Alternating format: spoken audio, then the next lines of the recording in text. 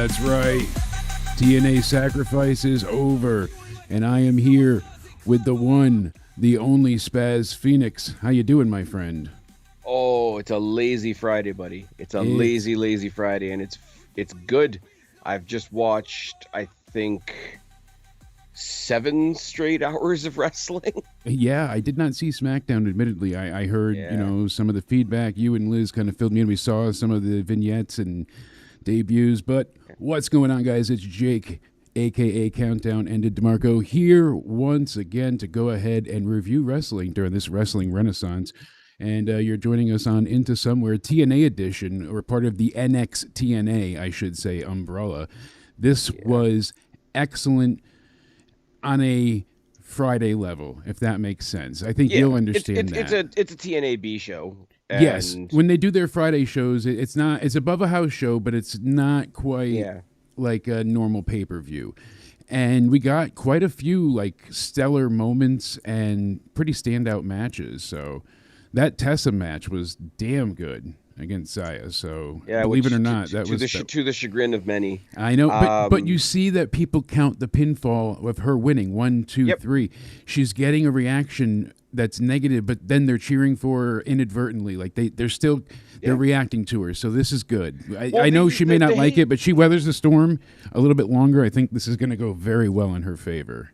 The hate is performative. Like, I don't want to go. I've had a couple Smirnoffs already. I don't want to go super metaphorical tonight. That's not what we're doing here. But the hate, nice.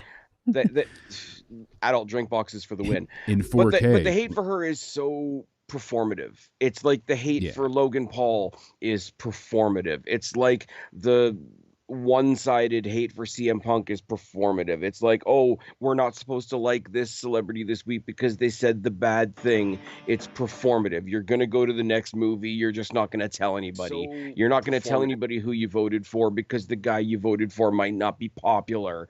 We're about to go through a round of elections up here. That shit's going to be a shitstorm as well. It's not just you guys. We have political bullshit as well. Yeah, we have a guy running. We have a guy running the country right now whose name is literally Carney. It's hey, look, we're gonna do claps. It's built into it, and we're gonna go ahead and see how that sounds. I'd love to say it's a step up from Justin, but it's not. Right? Anyway. Hey, anything could be an. But hey, I ran into Doug Ford at the freaking pay-per-view a couple weeks ago, so life is very weird. I laughed with that. I was like, does he have any crack? It's built. What's into up to it, Liz and Judgment Day era in the chat? Trying to pay more attention to the chat, even though I'm not quite awake. I think it sounds okay. I like I said to you, I got the new microphone because I had a test stream the other day and I was going insane. All of my recent uploads have had live or uploaded, like recorded, that high-pitched noise in them, and I couldn't figure out what it was. So I'm sitting here and I'm on a live stream just with my wife on the phone over here with headphones, and she's like, no matter what I did, she was like, I don't hear the noise anymore. I'm like, well, the only thing, I'm taking everything apart, every wire. I've disconnected, new batteries. Like, I've gone through everything. I'm like, well, it's got to be the mic then. The mic's broken. What am I going to do?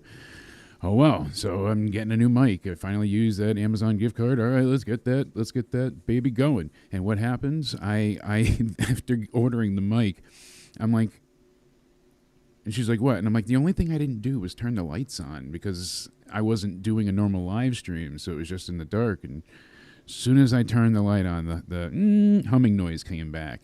So what it was is that the amp for the plug on the mixer was drawing not enough power when the light was plugged in, and the two caused a frequency being on the same USB plug. So they were both in the same hub, and one was not getting enough power. And you never figured it out if you hadn't figured it out by accident. Exactly. So that is solved. Hopefully it does not come back. Hopefully I sound better. Everybody in the chat, let me know, please. How does it sound for both of us? Because we're kind of flying blind here. I came into this one match late, so it was nice enough to get the free month again of TNA Plus and watch their pay-per-view tonight. I had an issue, though. It wouldn't. My account wouldn't like sync with my phone. It was something like, oh, it's already watching. I couldn't figure it out. Eventually it was because, hey, I have a new phone, but I didn't update the app. Oh, okay. That would be why. So, because when I transferred all the apps over from the other phone, I didn't update this one because I was like, I'm not want whatever. So finally figured it out, but it was right as the Mance Warner victory happened. So that was the first match tonight on the actual pay-per-view, and that's the one I saw the least of. So, well, here's the thing, right? And there's a lot of these matches tonight where I'm going to say I liked it, but it was a lot of fun, but it was really good, and here's the but here. I wasn't tuned into this match to see Sami Callihan versus Mance Warner. I was tuned into this match because it was a Sami Callihan match, because yeah. I've fallen down on sort of like my weekly watching. I try to sort of catch up as we're going to be going towards a pay-per-view. Didn't get to do it this time. Yeah. Mance Warner is still like the guy that Stephanie brought in to me, because I wasn't familiar with him before TNA, and I haven't seen much of him since. I like Sami Callihan. I'll watch Sami Callihan do whatever. I like the fact that this brawl sort of started in the kickoff. I didn't see the kickoff. Here's how the day went for me, right? Yeah.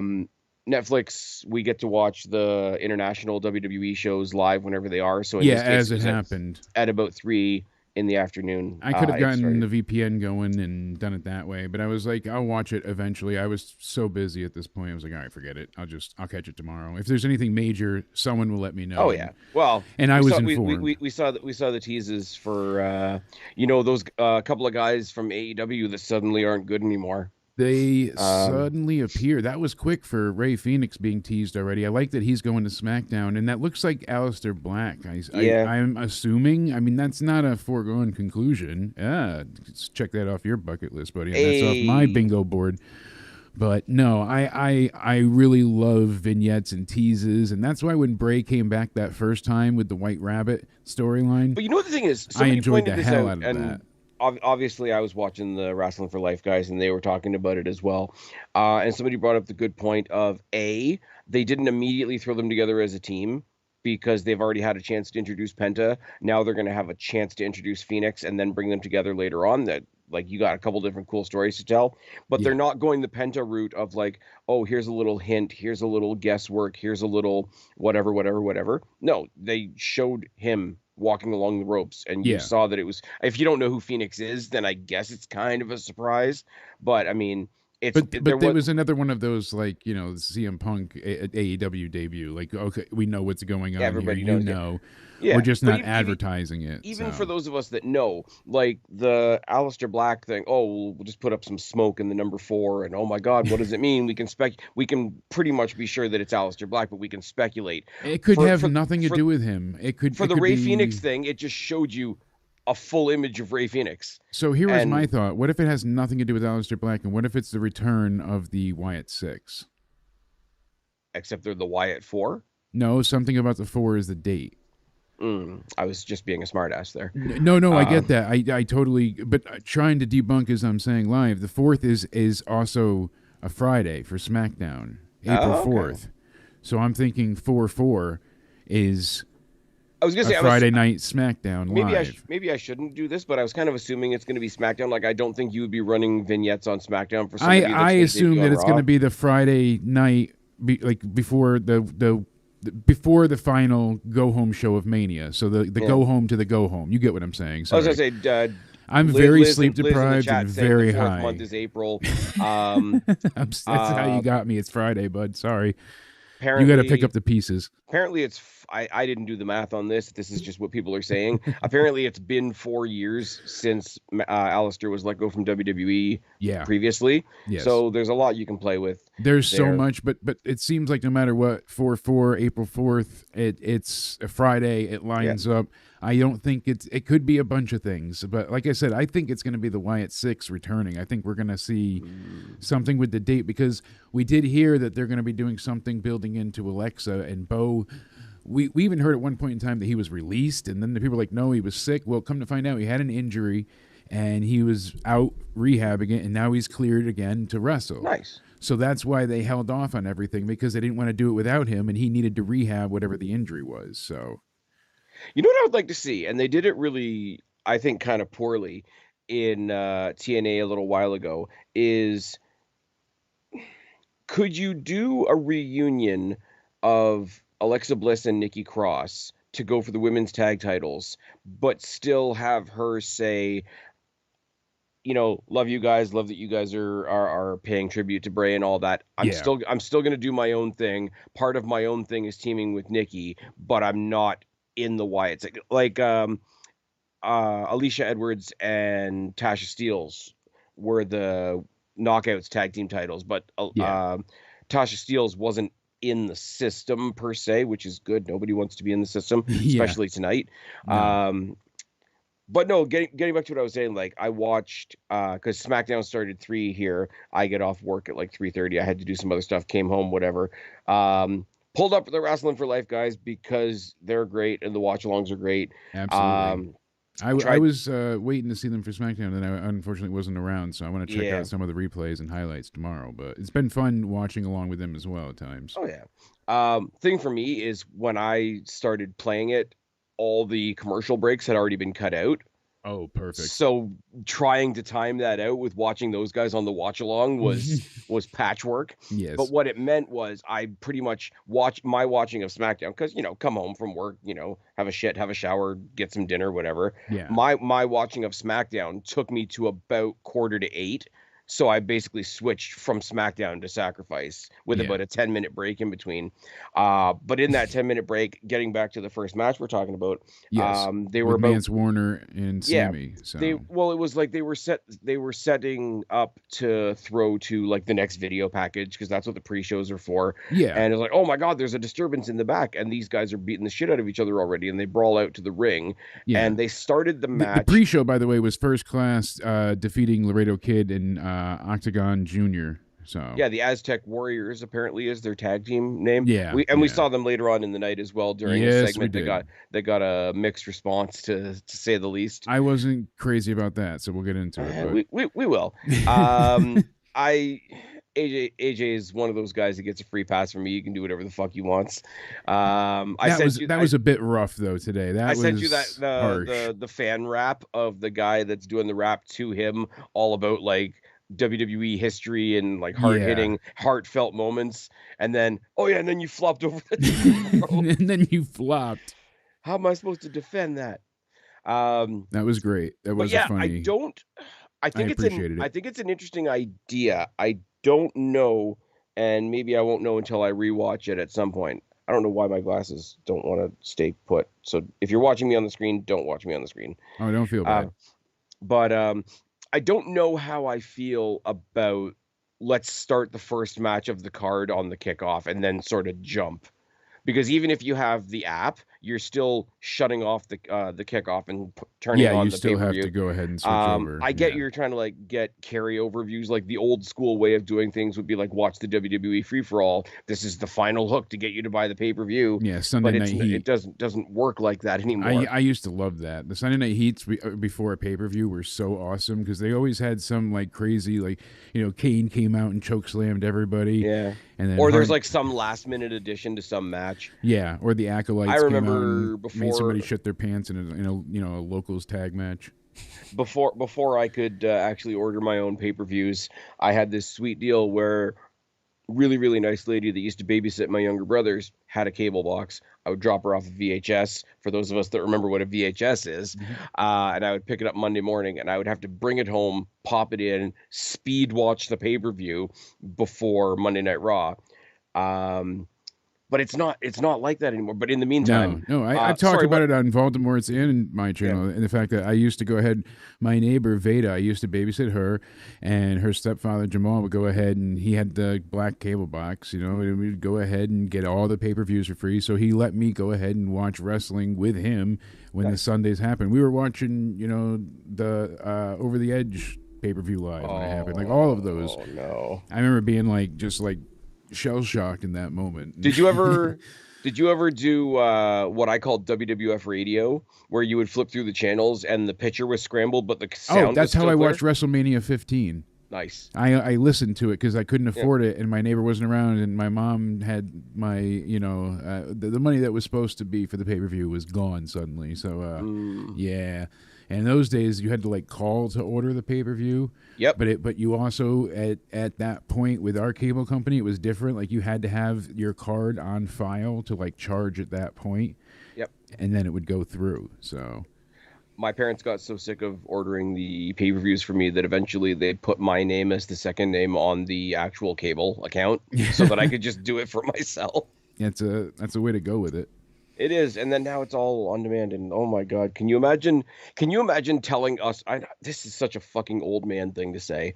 Can you imagine telling us when we were kids how easy it is now, and how various it is now, and how like at your fingertips it is now?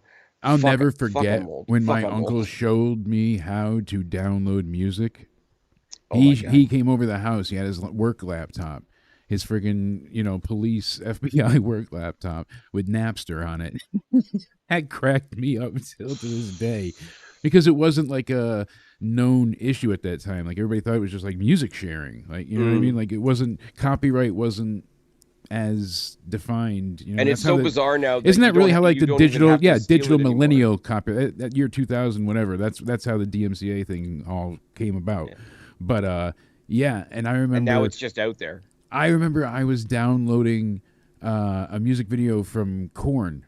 What was it? Got the Life, and it ended up being porn, and that changed my life, Spaz. From there on, I was a man. Thank you, Napster, for all the viruses you gave me. That's awkward. And all the viruses I spread. It's getting worse. Back to the virus himself, Mance Warner. What are we going to do with him? I mean, he won here tonight, but did it matter? Was it anything worthwhile? I feel like he's kind of been a dud since the reveal. The reveal went over like a wet fart in church, and now it's just like, all right, so I don't know. I didn't know what I thought of him, and I still don't. Like, he's got a hot girlfriend. That's it. Yeah. But I got to see Sami Callihan do some Sami Callihan stuff. Okay. And I had a thought for you because we talk a lot about AEW. We take the piss out of AEW a lot because it's easy, especially after this Wednesday. Holy Christ. Yes. Oh my God, we got a lot coming up. But the like with the hardcore matches, right? And TNA's like they're not as serious, and WWE's they aren't as serious, and NXT's they aren't as serious, whatever, right? I think NXT, TNA, WWE, in every one of those matches, there's a point in the match that acknowledges how ridiculous the whole situation is. In this case, it was like the dueling staple gun thing. And so as a fan, you're watching it and you can be entertained by it and you don't have to worry about somebody dying. And the wrestlers are kind of saying to the audience, look how fucking ridiculous this is. Whereas everybody, whether it's a wrestler I like or a wrestler that I don't like, everybody in AEW is staring straight down the lens at you. You fucking pussy. Take me seriously. I'm the hardest guy in the room. Da da da da da. This is real. Fucking A. Killing yourself in the process. But no, you're right. They all had to be like brash and fuck authority and in your face and I'm so tough, tattooed, metal syringes. Yeah. I will say Mance Warner getting his tongue stapled to the turnbuckle was something I've never seen before. I missed that. So that's a spot that I need to go back for. It was some pretty ridiculous stuff. They did a standoff where it was like, gunslinger one at each other's heads with the two staple guns, and eventually Sami Callihan drops down and gives him the staple in the nuts, which is clearly not a staple in the nuts, but it's funny. But the shot is great. Oh, yeah, I just saw it here. Oh, I guess Charlotte went ahead and did the butt slam to the face that, Stephanie does. Ms. The skull fucking finale? Yes. She's done it before. People just forget. People are freaking out on X. Yeah, thank you. I was going to say, she's done this. Charlotte's done that many times before, hasn't she? Like. Oh, yeah, no, the thing ever since SmackDown went live back at like 3:00 this afternoon, like, they've been pulling out all the buzzwords. Oh, you look at Charlotte, leave it up to her to do some cultural appropriation. I'm like, are you fucking kidding me? Yeah. Like, because she's done it before. I don't know. Man's getting the choke slam on the trash can. It barely looked great for like what it should have been for a finish. I don't know. I wasn't thrilled. It was a lot of fun. I would much rather see and I think he's kind of made it into his match, but basically in TNA, they've got the Ravens Clockwork Orange House of Fun match where Yeah, there's just weapons everywhere and there's like one side of a cage for no reason. And like, again, I go back to the point of like, it's ridiculous. They acknowledge that it's ridiculous. They bring the fans in and in such a way of like, come have some fun with us. It's going to be fucking ridiculous. Like it it is going to doesn't, be ridiculous, almost it, as ridiculous as you unlocked a memory in my head. Hold on, really quick. go for it. Sorry, Napster, Morpheus, Kazaa, Oh my God. LimeWire. LimeWire, holy Christ. Sorry, I had just a bridging thought there. Continue, sir. But no, you're absolutely right, and it's just like that's what's It was fun. lacking.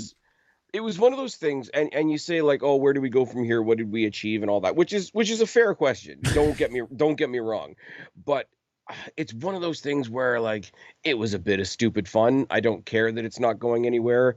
You knew like that like I say, all too well. the other half of it for me, because I'm not familiar with Mance, it's not, oh my God, I can't wait to see Sammy Callahan versus Mance. It was more cool. I get to see Sammy Callahan do some Sammy Callahan Yeah, stuff. exactly, and that's what was exciting. So for that, it was kind of disposable, but in a way that's not bad.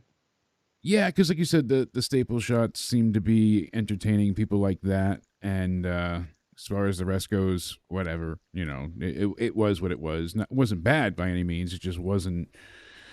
I feel like we saw Nick Namath's brother a lot, though. They had a lot of Ryan on this show, no? Or at least it felt that way. When we get to the ending, we'll understand why. Exactly, Nick Nemeth being the male Vicky Guerrero in TNA, my brother. Fuck, I shouldn't be doing voices tonight. Sorry, guys. You're gonna lose your voice. That's what it is. You're losing your voice. I'm losing my mind. But the singles match between Tessa and Li Ying Li. I always want to call her Xia Li still, right? Like it's just... Yeah, I think a lot of us do. Here's the thing. There's all the politics that goes into the Tessa Blanchard thing. The poor woman that sang her out to the ring got treated like the woman that sang the American national anthem in Toronto a couple weeks ago. She got nuked tonight. Like, my God, it was bad. And again, I don't want to redo the whole anthem thing because that's becoming a thing now, apparently. But like the poor woman that came to Toronto to sing both anthems, by the way, who actually had some of the most horrible shit yelled at her. And, this is where, we don't get to just sit up on our high horses and say that we're the good guys, we're the nice guys, because a bunch of the people, especially in my area, were being complete dicks to her. But it's the same thing here. Like, I get it. You want to boo Tessa Blanchard. Again, it's that performative, society has decided she's bad. I better boo her so that I can be one of the ones. Well, yeah, but like, I want society to think I'm good. So if I boo the person society has decided is bad, that makes me good. And it's like, in the meantime, you're just shitting on an artist that's got a pretty cool opportunity. Didn't she make good with a lot of the women though? Like, isn't that why she was allowed back? Well, I'm saying like if the people that you're working with don't care, then I feel like the public shouldn't care, really. You know what I mean? Like, not saying you can't have an opinion, but Jake, it's an easy like it's a way to virtue signal. Absolutely, you nailed it. We drill down on this a lot, and I feel like I get repetitive, and I feel like I don't want to talk about it anymore. But when it's in your face, you have to sort of talk about it. It doesn't matter. It wouldn't matter if it wasn't even true. Like, the story is out there. The fiction that Tessa Blanchard is a person that you boo if you're a good person is out there. A lie makes it around the world twice before the truth has its shoes on. Yeah, exactly. I love that expression. Stole that one from Adam Wilborn from What Culture, who doesn't know that I fucking exist, but I steal a lot of his shit. No, but you're onto something, right? But like, if you can get past that, first of all, Tessa Blanchard's awesome. Second of all, her like stiff upper lip in the face of all this. You hate me while I'm here anyway. Fucking. But that's what I'm saying. She's maximized her minutes and she's gone ahead and just really excelled with everything. Mm-hmm. That was one of the greatest cutters I've seen. Oh, yeah. That was insane. They're all ridiculous. And the thing is, and because the Tessa Blanchard thing takes up so much of the conversation, you sort of lose in the shuffle that it was a really awesome showcase in a match that you knew she was going to lose. But it was a really awesome showcase for Lei Ying Li. I'm going to get it right, I swear. Yeah. Well, Lee went ahead and looked like even more of the tortured babyface here that just got overwhelmed. And Tessa played an amazing heel. She really did. She soaked in the hate and put it right back on him to the point that when she got the Magnum, people were like clapping because it was like in awe of what she just performed. That move is badass. I've always liked her. I like the finish. Whether or not she was being paid to send out videos of audio of her pooping, not for me to judge. I mean, they played the audio on Cornette's podcast. Again, we should have covered it. Sorry, again, here's the thing, and I know you're kidding, and I know it makes a great punchline and all that, but I do have to say, we're not kidding about the audio. That is out there, but that's fine. But my point of it is, it makes a great punchline. It makes a great thing for us to joke about, and I'm all for that. I'm not the adult in the room, I promise.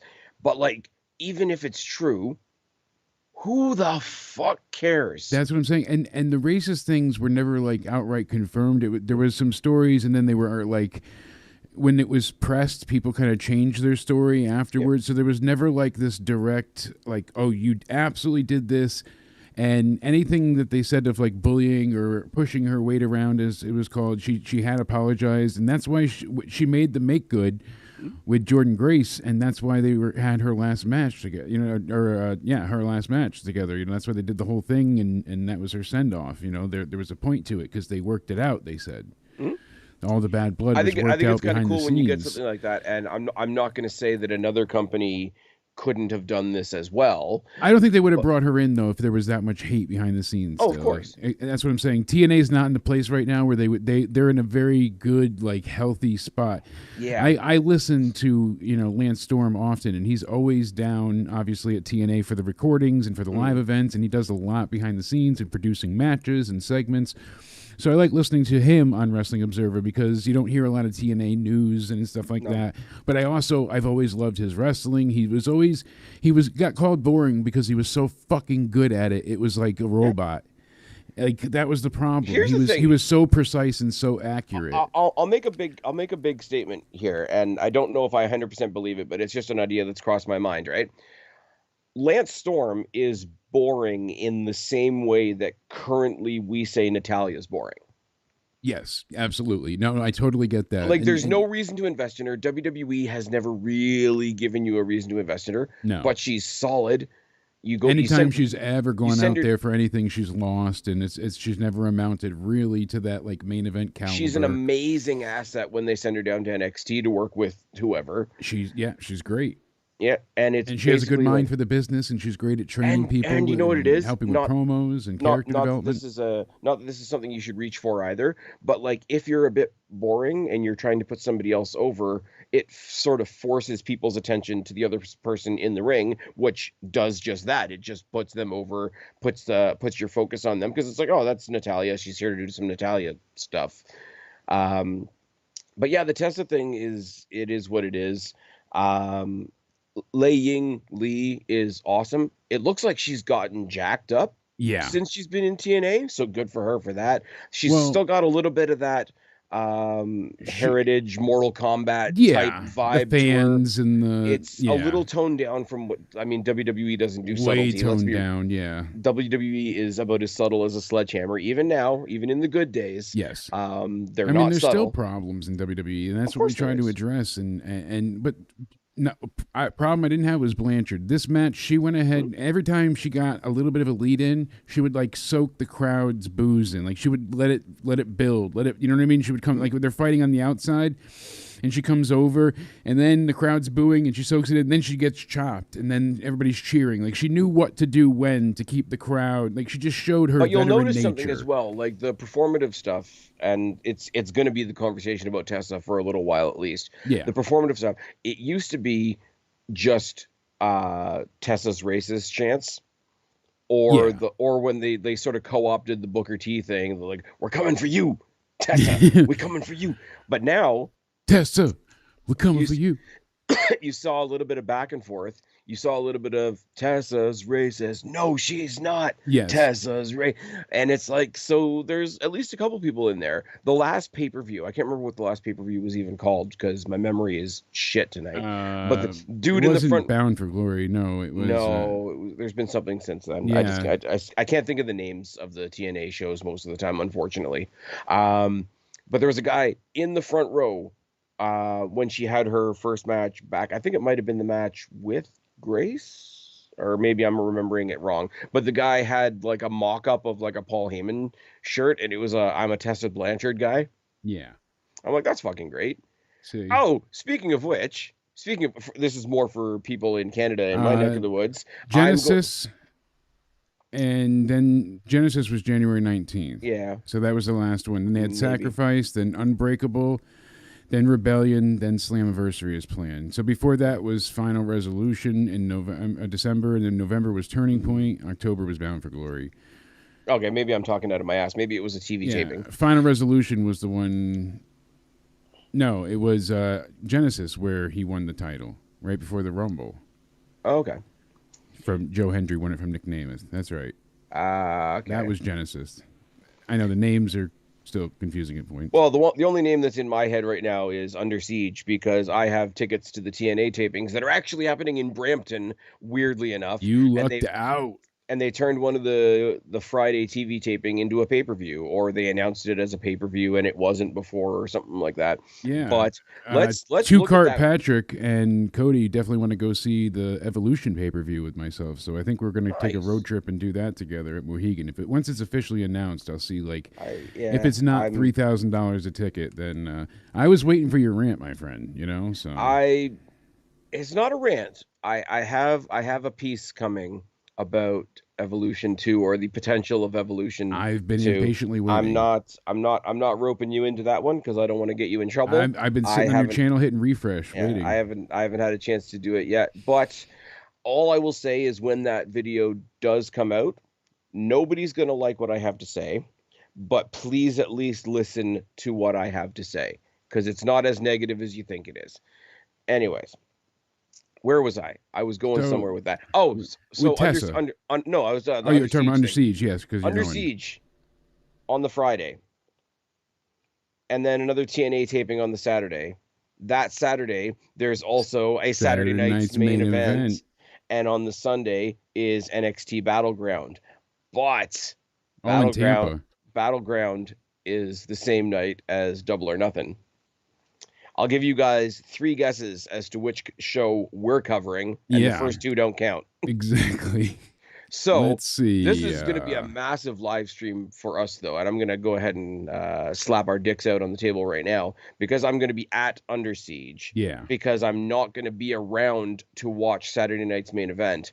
We're going to have to talk about Under Siege, Saturday night's main event, and Battleground. After Battleground, yeah, that Sunday is going to be jam-packed. After Battleground goes off the air, because that will be more entertaining than whatever they're doing at Double or Nothing. Absolutely. And the whole Vegas gimmick that's not even in Vegas anymore. I don't know really what they're going to build up to, because they're kind of holding everything off until July for the Texas All-In, whatever they're doing, All-In in Texas. And they're doing a rematch. There we go, I think. There we go. I don't know what happened. You're fuzzy, but I can hear you. So we're halfway there. Yeah, it was anyway, some so the match was great. Issue. Tessa Blanchard obviously got the win. Lei Ying Lee made an amazing showing of herself. Everybody wins all the way around, unless you're stuck on bullshit that doesn't matter. Exactly. So, and you know what? Funny enough, I really like that ending sequence. It stuck out in my mind. She goes ahead, she hits her with the cutter, jumps to the top rope, and then hits her with the Magnum for the win. Like, it was just really, I love that finisher too. It was just a really satisfying win. And as I said before to you privately and on the stream, the crowd chanted along with her pinfall. So she's getting a good reaction. Then we got backstage with Gia Miller. She was talking to the Hardys team and all of them, all the faces, with Jeff Hardy. It was kind of a muddled promo in the back, because they were trying to get people hyped for 2 different matches. Yeah, I like Gia Miller. She's funny. I think she's really awesome. Yeah. Yeah. The 6-man tag match, this was okay. Really? No, I loved it. I was waiting to go ahead and break your heart. Come on. I was going to say, don't make me come. The Rascals kill it. And with Ace Austin in the mix, this was entertaining as all hell. Oh, my God. That DDT sequence with the slide. Yep. That was incredible. That alone was worth the price of admission. I want to be able to show that in the stream, but I know they'll claim it to high hell. Trey Miguel pulled that off so smooth. Mm-hmm. I bravo, sir. That was incredible. That looked phenomenal. I can't do it enough justice. But they had some great moments, and they were just beating down Lee repeatedly, and he was able to kick out. Excuse me, early on. But then he was kind of allowing the bigger men on his side to finally come into the fray. They were really showing out in this match. For two So guys Tyson as and Tyreek relatively really, they really got the chance to start shining like a third of the way in. but for two guys as new as they are, in the ring with four other guys as fluid as these four guys are. Yeah. Like if you didn't know that they were like, I mean, I don't know what they did before NXT. I don't want to put my foot in my mouth or anything like that, but like No, but they're they held their relatively own. new Yeah. to this type of stage. Like, and they were good. And it was to their favor that they were the Absolutely. different guys in the match. Like, you got four high flyers. These guys aren't going to be high flying. They were the No. other end of the scale. And because of Exactly. that, you didn't have a one-to-one comparison, because if you put a couple of these guys in against the Rascals in a high flying type of scenario, they're not Yeah. going to compare like apples to apples. The But the double they choke got to slam they be. did on Trey. Oh my god! I thought they knocked the wind out of him legit because he was like, Yeah, did you catch that? That was Trey it was I don't know sells if that's what I'm saying. Like something so so well. well. Sometimes I'm like, okay, he's dead, and he's like, oh no, it didn't hurt at all. And then other times I'm like, oh god, that didn't even phase him. And those are the worst, he says. So it's like baffling. He's like, the I'll tell you things you something think hurt don't. about Trey Miguel. Before I even knew who the Rascals were, and when I wasn't really watching TNA at the time, Trey Miguel was, and we don't even have this title anymore in Destiny. Check it off your Spice Phoenix bucket list. It's fine. But their mid card title used to be called the Destiny Next Generation Championship, and they Yeah. actually established it. One of the very few times Destiny's actually gone to the States, and they did a show. I want to say not in New York, but somewhere in the New York area, and he won it at that show. And then at the next show, he showed up to actually receive the belt, because they weren't able to get the belt down there. So he was presented with the belt, and then he had his first defense, and then he grabbed the microphone afterwards, and then, like, I one match with Trey Miguel and you're sold, right? But I'm Yeah, like, I don't know who exactly. the fuck this guy is, other than this guy that's just had this awesome match in front of me. And he cut a promo about somebody in his family had just passed away, and he'd been through some stuff, and he was, not going to be wrestling, and then this opportunity came along, and da da da da. And it's like, in one match and in one promo, like, I'm with you now. Like, he had it, He and you worked saw it, it. and it was You saw it great. at the end of this match. Like, it was such a weird. And the other two were celebrating, because obviously you celebrate, you just won a match. So he looked almost pissed off that he had won, Yeah, because the story was more important than the win. And I exactly. thought that was really good. And in the wrong hands, could have come off really cheesy. Yeah, and it was really good. So they got a big win here. Obviously, the Rascals and the inevitable Ace Austin.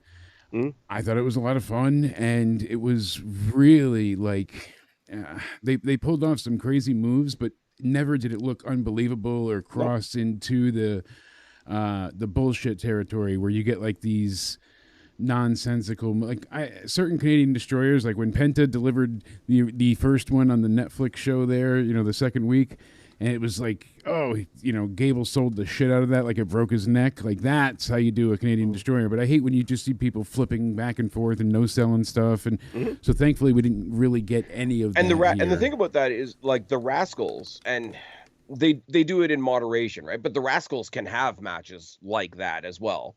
And some of They've it's had just, both, so that's why I yeah, was like, let's see what like happens, they because can they were have, with the big guys, so I was a yeah. little more hesitant to see if they were going to do more When they came to performative when they came styles. to NXT, and I was, for the first time we saw that they were going to go with Fraxium, I'm like, okay, this is going to be your coffee, cocaine, popcorn, gymnastic match. And that's what it's intended to be, and that's what it is. And but this one was so much more story driven, and like, there's the Rascals with one member swapped out, and there's that guy from the Rascals with two other guys that he's swapped out. It just doesn't feel right. They should all be on the same side of the ring, you're saying, from like a wrestling point of view. And I thought, for wrestlers that do go in there and do that, like like I said, we say gymnastic in almost a negative tone, but like that Yeah. gymnastic firework type of style, you don't always think of that type of style having like emotion and story behind it, and they killed it tonight. They really, really did. Yeah. And for the crossover between them and NXT, it's awesome. It's been working Obviously, fantastic. I feel like too. People are like, "Oh, it's going to devalue." No, they've done. Oh, because the Hardy. Oh, guess what? The Hardys won. TNA won. They beat Art. And again, Cora lost tonight. You know what I mean? And I was unhappy with a couple of the decisions. Honestly, I had seen things a little bit different, but yeah. the next match, I think we might have a little bit of a differing view because I really didn't give a shit about this. The match was, to me, a bit boring. It was all about the story, really. Well, the Macklin and Kazarian? Yeah, so we get into Macklin and Frankie Kazarian. This is a difficult one for me. I really quickly, first off, I confuse Eric Young with Josh Alexander all the time, some reason in my mind, because the brain surgery maybe, or I'm just purely retarded. You're like anti-Canada racist. You think we all look alike? Exactly. I don't know what that's all about. Trust me, I do not look like Josh Alexander. I told you. I don't know what it's all about. I try not to, but hey, buddy, I'm trying. Okay. So speaking of, before I forget. Yeah, please. Speaking of Canadian talent and whatever. Yes. Even though he didn't exactly land where I would have wanted him to land. No, certainly not. Congratulations on somebody like Speedball Mike Bailey, who's had so many different administrative troubles and whatever, getting to a bigger stage. He made his debut on Dynamite. It was pretty much the only thing that happened on Wednesday. Well, you know what, though? I felt like the reaction to it was like, eh. It was. No, they should have built him up before just bringing him out there. They always do this with people that people, only a small subsect of fans are on Twitter and are on the Reddit and Tony thinks that's the loudest voice, and he doesn't realize the gigantic difference in tone. So he sends him out there, and it's like, who? And that's terrible for them because now they feel deflated and defeated. And I don't know. I want to see everybody succeed. So same thing with Alexander being signed by there allegedly. Like that was kind of a. Yeah, I've heard both. With Josh Alexander and. We heard Elijah was signed to AEW and he wrestled in TNA. So anything is possible.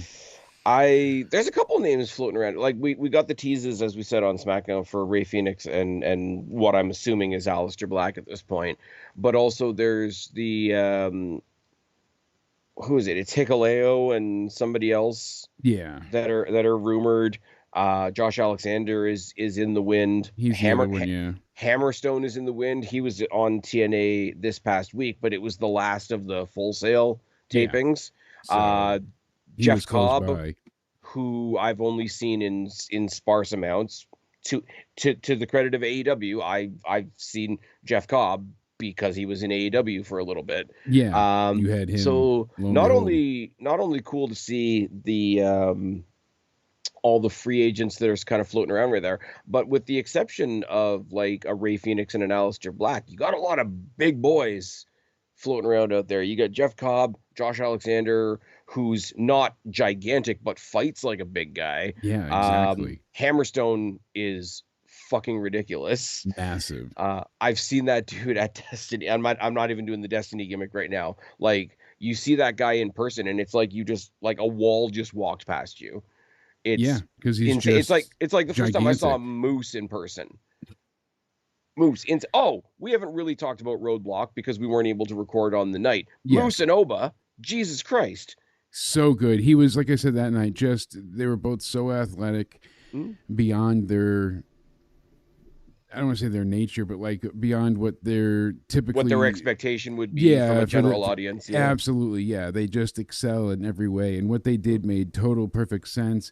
Moose didn't look weak here. He just looked, a little bit beaten, and that was okay, and it served him well. I loved this match. That whole night was so good from top to bottom. My only complaint really was that the main event was short, and that's me being selfish, but that's only going to make the rematch that much better when she's healthy. Oh, yeah.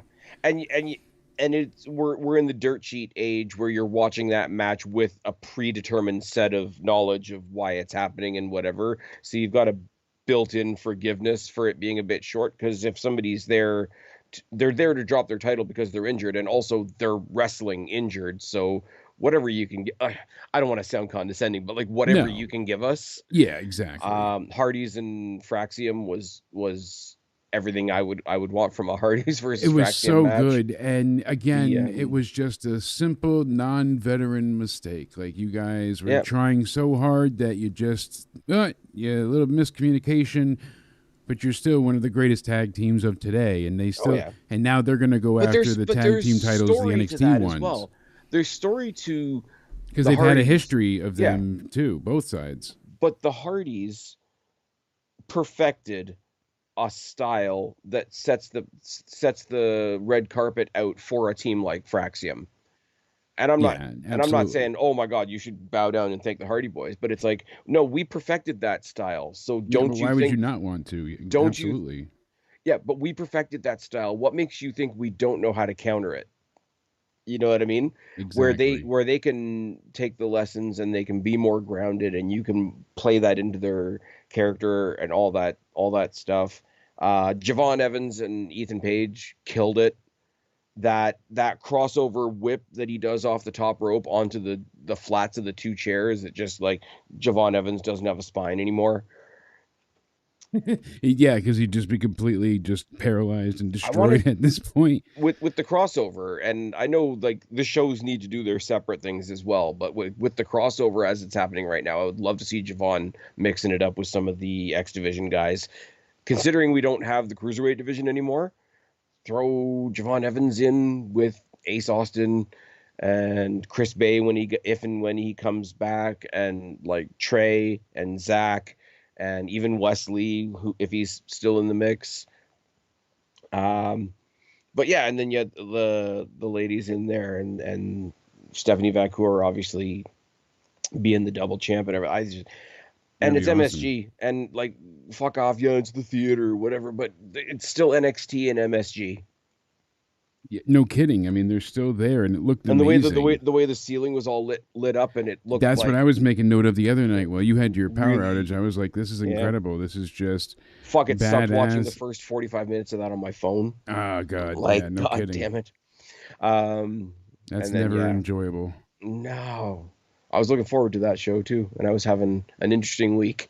I was like, "This is what I've been waiting for." Of course, I don't get to have it.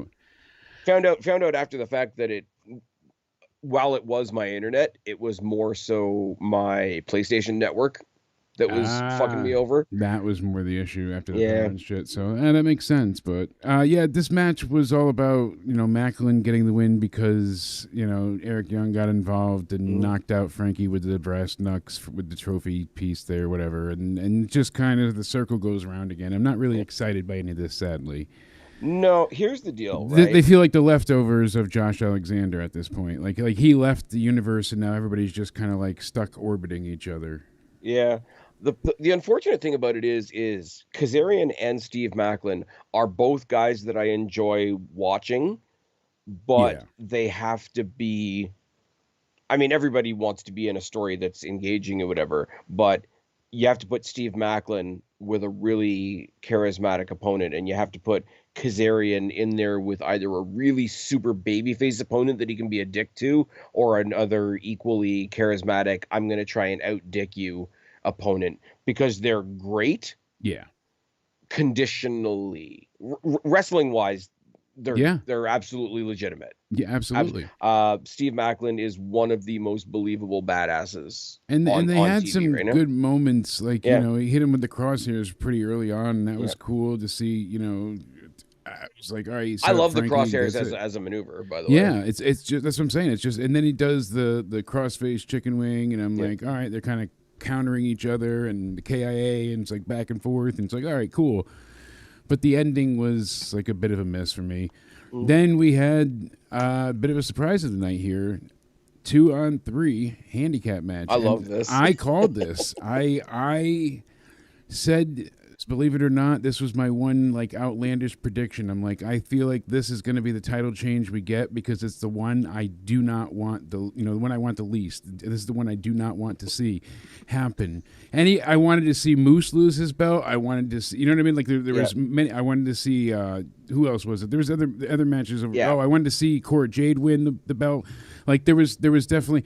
I did not want to see a title change here, so I predicted there would be. Yep. And I love the way they did it. It was very well done, and it was really fun. It was fun. I'll give them that much. So, like, they're just killing each other, and you got the concierge. Like he's trying to cause a distraction at the very end, and then Ash and Heather, they get the double team stomp for the win. But it was like the whole setup and everything, like the thunder bomb that came before on Ash. Like we thought that was going to finish it, but no, she kicks out, and like.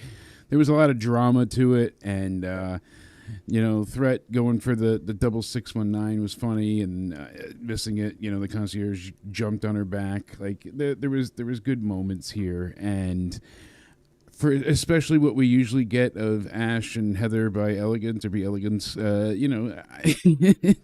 I thought it was a good match for them. I thought it was really fun, and everybody's like, "Oh, it was really silly." And yeah, it was the silly match on the card. Here's something. What do you think all 5 people in this match have in common? What's that? I'll give you one guess. What is it? Uh-oh. I've seen them all wrestle. I knew you were going to get me with that not wrestle. I haven't seen Iceman wrestle, but like Iceman used to run Destiny. Yeah. You've met them all, and you've seen them all in person. That counts. That's on your. Check that off your bucket list and on our bingo board.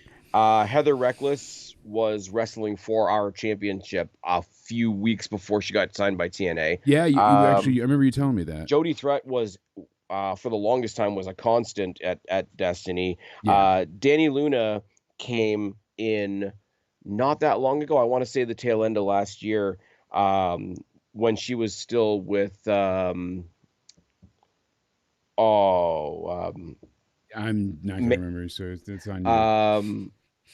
Mark Andrews and Flash Morgan Webster, when they were like you would have had to rip out my ass hair to torture me to get that. I'm telling you. Yeah, that was not coming to my brain. Yeah, when they wrestled as a trio as Subculture, they took on.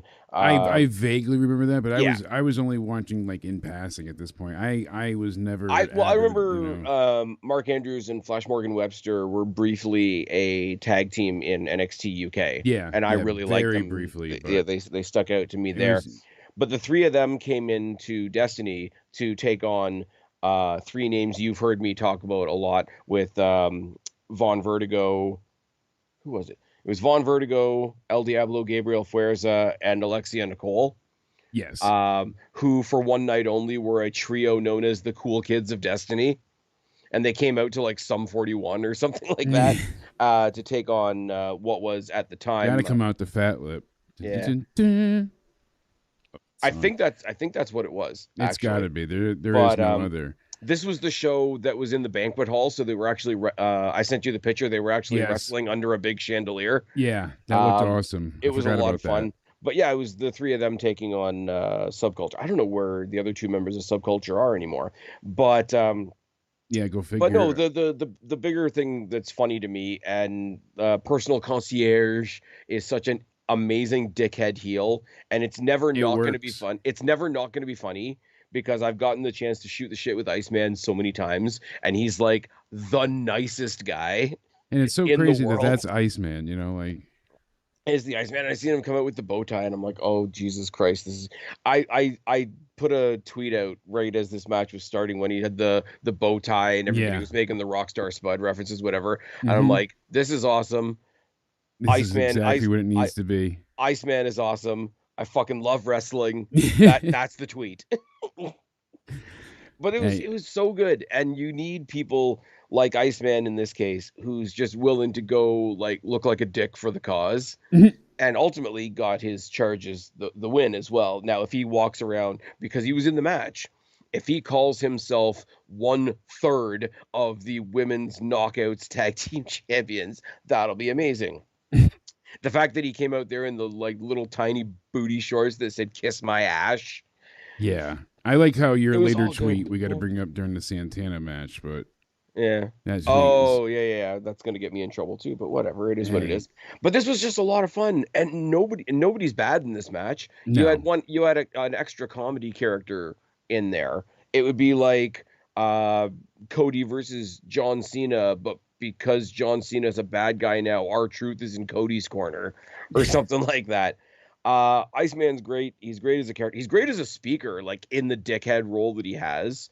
Ash by Elegance, we know I always said, even in WWE, Dana Brooke always went way underappreciated. Not a super firecracker main eventer, but deserved way more than she got. Heather Reckless is awesome. She's sort of slotted into this like sidekick role amazingly. Yeah. Jody Threat, I wouldn't want to fuck with, and Danny Luna is a lot of fun. So nobody wins, nobody loses here, but the Elegance brand are the Knockouts Tag Team Champions now. Lots of fun. And the surprise we got at the end of this match. Is he gonna bring up Oh yeah. your tweet there? I was trying to show it, but Yeah. Sorry, it's a great tweet. You I'm trying to know, look at the little bit of your screen there that's I know I was way trying too to fuzzy for me enlarge to it, read. but Yeah. that's all right. So But the again, more like you said, crossover. George Iceman is the fucking best wrestling rules. That's a tweet, so I had to retweet that one as well. You can follow both of us at Spaz Phoenix on Twitter, at Countdown Ended on Twitter as well. Or you can follow us on X, seeing as Twitter doesn't exist anymore. Thank you, sir. I'm forever going to call it Twitter. But speaking of coming in, you might want to call it Twitter, but I must correct you. Oh God, you went there. Let's talk about the surprise, though. Speaking of going there, Metaphor. Yes. Yeah, going with it. Let's go ahead. Yeah, well, two in the Metaphor. Lash legend Jakara Jackson making their presence known. They came out and stared down the brand new champs, and they're going to go and challenge for those titles soon. So I'm excited to see that. I think that's the like only these two. title that hasn't been in the mix. Yeah, because the women's tag team. TNA people have fought for the NXT women's title, the NXT men's title, the NXT tag titles, the NXT Heritage Cup title. Oh wait, no, I don't think anybody's fought for the NXT North American Championship. Maybe I'm talking out of my ass a little bit there, but that it's one area is the women's tag team, because the NXT side doesn't have a women's tag team title anymore. But there hasn't been a lot of female tag team crossover. And the Metaphor, or at least the women from Metaphor, are ridiculously over. Yeah. And their music is kind of fun. Like it's super simple. Like the Metaphor intro music is super simple, but it's instantly identifiable. Like we talked, especially around Rumble time, about how not a lot of music is really distinct. The Metaphor music is pretty cool. That being said, Oro Mensa on WWE Evolve this week in the main event. Yeah. So that was kind of fun. I'm liking it. We got Big Body Javi taking on Crucifino next week on Evolve. I'm still keeping an eye on it. I think it's gonna be fun. Stuff. That dude, It's Gal, was wrestling, and he's a dick. That's fun. He took on the guy that we talked about in the debut, Keanu Carver. Yes. Yeah. And seems interesting. So I started a poll in the chat. Because the next match I also want to bring up, but I said, which match was better, the cage match main event or the Santana versus Ali match? Ooh, that's not even a comparison. I know, but I want to see what people say and see what the chat is more into. Apples to oranges there, but the reason I ask is because the Ali match was probably my favorite of the night. Yeah. I'm super high on him, always have been. And I'm super high to begin with, so being high on him is not hard. That 450 he missed. Ate it with his face. Yes. With his whole damn face. I thought he broke his nose the way he was coming down. That was impressively bad. And then he doesn't hit the 450, but they got the tornado DDT out of it. Like, holy shit, right? I want to be able to show that clip in the worst way. It's killing me not to. Maybe if you cannot play the audio, we'll see if we can work around it here. But I definitely want to. I definitely want this to be seen. So we'll see if we can bring it up for 1 second. Yeah, just look. Oh my God! Right there, rolls over, and then tornado DDT. Beautiful. I Like like where there was a point in there where Santana was rolling into the ring and Ali was rolling into the ring from the other side, and they met in the middle for like a perfect cutter. yes, And then they shot it from another angle, which was really unfortunate because the other angle made didn't it look look as real. great. Well, it did look good. It just looked more choreographed, and it's Yeah, it like didn't. It didn't we're because we're one in, way they were less lined up. The other way it looked yeah. like okay, they're stepping into it. Like, yeah, Yeah, like we're in the post kayfabe era. We know what it is, but like yeah. when you get a really nice shot and then you get the sort of the not so great shot second, it kind of deflates it just You a know little what bit. to expect. That's for sure. But you know what? It doesn't even matter, man. You know what it is? Like Ali, I'm ridiculously happy for all the success that Ali has had post WWE. Oh yeah, That's me as well. it's I'm so thankful that he found success yeah. because he was one that I felt they failed because he Mhm. was Oh willing. yeah, He was one that was like 100%. exceptionally willing to do anything. And the one Yep. time he got a little bit of momentum, he got hurt, and then the Kofi Mania took off, and he never could recover. And then he was told he was winning Money in the Bank. He's climbing up, and then he hears Oh Lesnar's God, music. yeah. Imagine not being told you're losing, climbing up, and then the ref kind of yelling something, and then you hear Lesnar's music, and you just know. So many people I know have been like, if I was in Ali's place, I would have called an audible and grabbed it anyway. So many people said, but he would have been fired, or Oh like, yeah. I mean, maybe not, but you know, Vince would You know have, what? You know the Vince crazy would have thing is murdered before him. before they did all the retribution stuff and the SmackDown hacker stuff, when they were really pushing him as a babyface for a little bit, Yeah, he was talking about his past as a cop and whatever. police officer in The Chicago. Yeah, Yeah, and the amount of fans that came out was like, how am I supposed to believe this guy's a good guy if he's a cop? And I'm like, yeah. fuck off. No, but you know Just what? fuck off. There was enough people that got behind him that it took off, and the light thing became a bit of a scene thing for a while. People were Yeah. going with it. It We was had it was people a little bit it was a little bit of cosplaying, and the Iron Man thing, but it yeah, yeah, worked. but it worked at that Because time, and Iron it Man was wasn't like hot. totally So beaten over you. But see, here's the thing: for all the happiness that I have for Ali, because not only did he came in for a mini run in TNA the first time around, he picked up the cruiserweight championship yes, from I think Chris Sabin, if I'm not mistaken, I think and you're and right. he had a decent like a 6 month run with the X Division championship, including bringing the X Division championship to Destiny Yeah, that was cool. and You get to and see him defend then. and defending it against Gabriel Fuerza, which is a match So I know I sent you. yeah, and I forget what I was gonna say before with Ali, but it's just he was so damn impressive always. Hmm. But But he's not the story tonight, though, man. no, he certainly wasn't. Fucking And Santana is so good.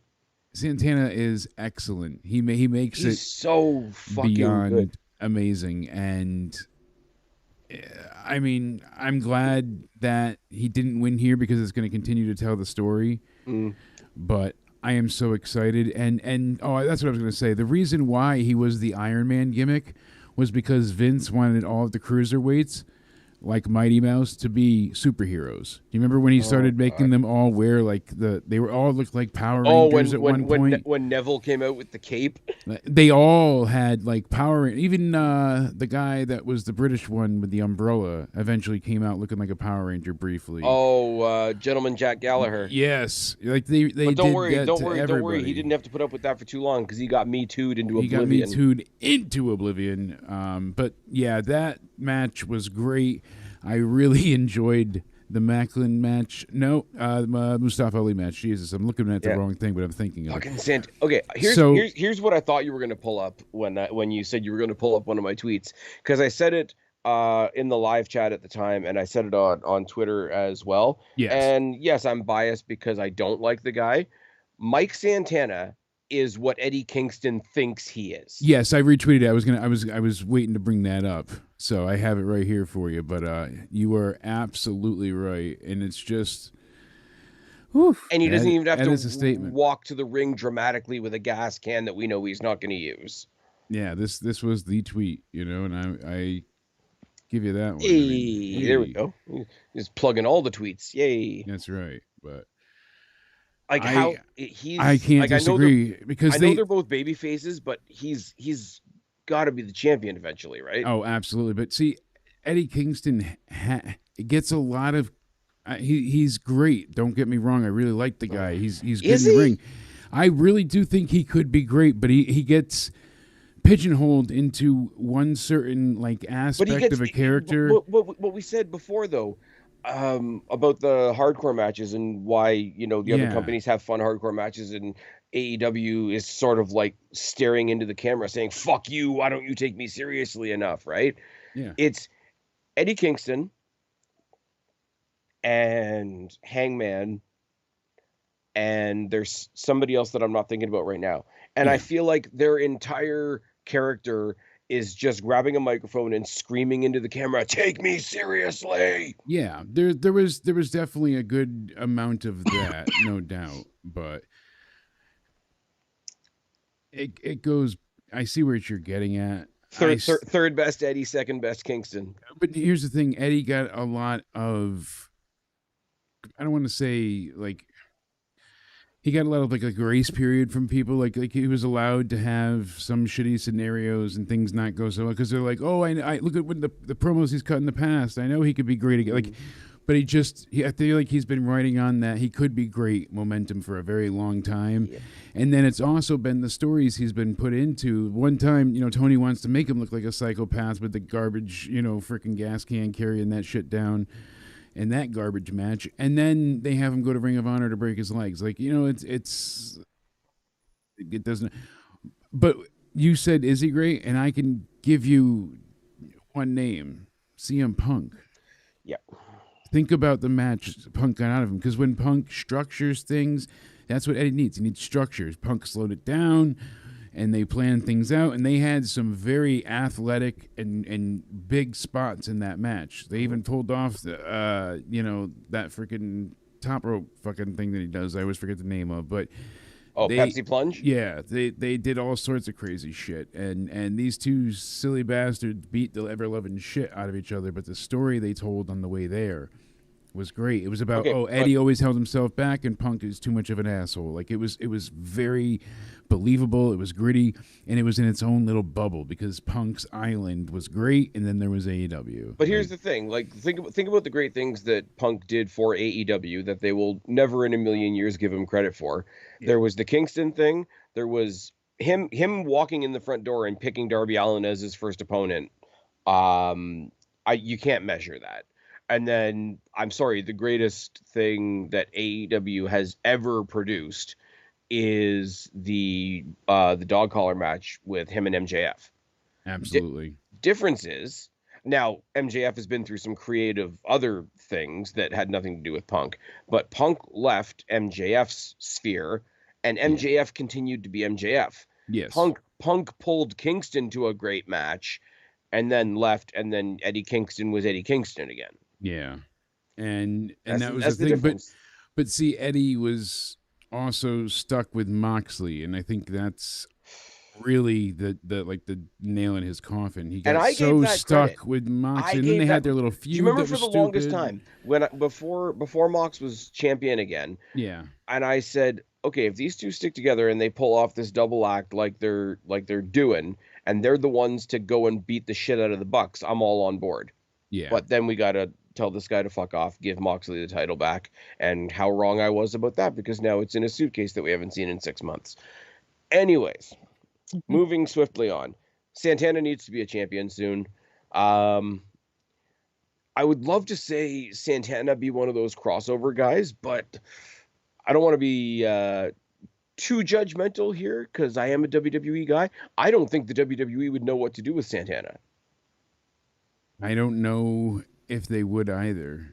They didn't. They didn't. Not in this form, because they tried to do a little bit of a solo thing, and it just didn't work. In WWE? No, I'm saying in AEW, so it didn't work. No. I'm saying I would love to see him in WWE now. Oh, now I thought I got what you meant. All right, I misunderstood. I would love to see him in WWE now, but this is one. Got you. I thought you meant like if it went back, if he was in WWE when he was in AEW, would you have? I got you. Yes. I heard. No. I'm saying like this is one of the few occasions where I would say like I would love to see it. Like basically what I'm saying about he's definitely a character I would love to see over there, and I think he's going to get brought over on NXT sooner than later, especially if he's the champion. I said it about Deonna Purrazzo, and it's the same thing I'm going to say about Speedball as well. Is even though AEW is not in a good spot right now, they are a bigger stage. They did Speedball dirty the other day. I'm They sorry, did. they did. They did. Absolutely they did, right? But it has at least the potential to be a slightly larger stage. When Deonna Purrazzo first went over to AEW, I was like, well, that sucks because I would love to see her in WWE if she's going to leave TNA. Yeah. But she's on a bigger stage. Different people are going to see her. As a person that I'm a fan of, I'm happy for her. That's the same way I'm looking at the Speedball thing, right? The what I'm saying about Santana is because he's a little grittier than WWE likes to be. So I don't know that they would present him correctly. So I would say don't go to WWE. Yeah, don't. Yeah, because like you said, I don't think they would know how to handle him, and that's what the comparison I was trying to make is he already had one company that's not able to know how to handle him. He went to AW and they weren't able to book him. Yeah. I just wasn't replying to you right, but you get my point. He already went through that, and I don't want to see him go through it again. So that's what I was trying to say is I don't want to see a repeat of what he already went through in WWE. You know, and obviously all the Guerrero inspired stuff because they're in El Paso. Got a huge reaction from the crowd coming in the lowrider. Yes, I meant to bring that up before, and now we got sidetracked. And good thing you brought that back up because that was a great entrance. And he's one of the ones like it's genuine. Like it's like, all right, you really mean this. You truly, you do care about the legacy. You're here to go ahead and make that happen. Yeah. The other thing too, and this is where I think people that want to criticize this show will criticize it. Oh, it had a bullshit ending because he's down there with all his backup and whatever. Yeah. The bullshit and the backup and all the interference happened in like I would say the last 20 seconds of the match. Yeah, it totally worked. It was it literally was the very end because the way they handled it. I don't know about it working because I could have done without it completely. But the way I'm looking at it is if they were going to give us a BS ending.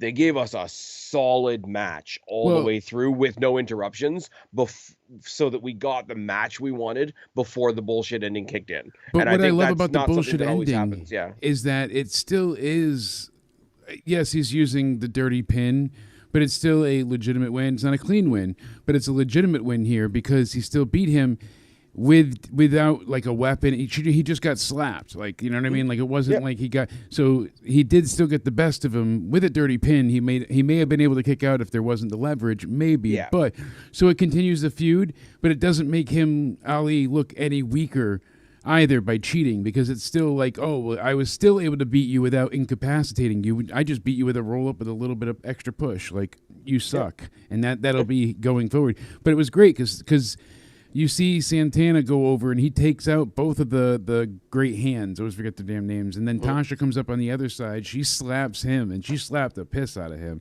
And then Ali just gets the roll up, and it was 1, 2, 3, and it was like, what? I was not expecting it to end there. No, I figured he would have kicked out, and then there would have been one more interference with Tasha, and that's when the great hands would have done something together to hit him, and then Ali would have gotten the pin. But I thought of anything that would have been the super like the feel good match of the night.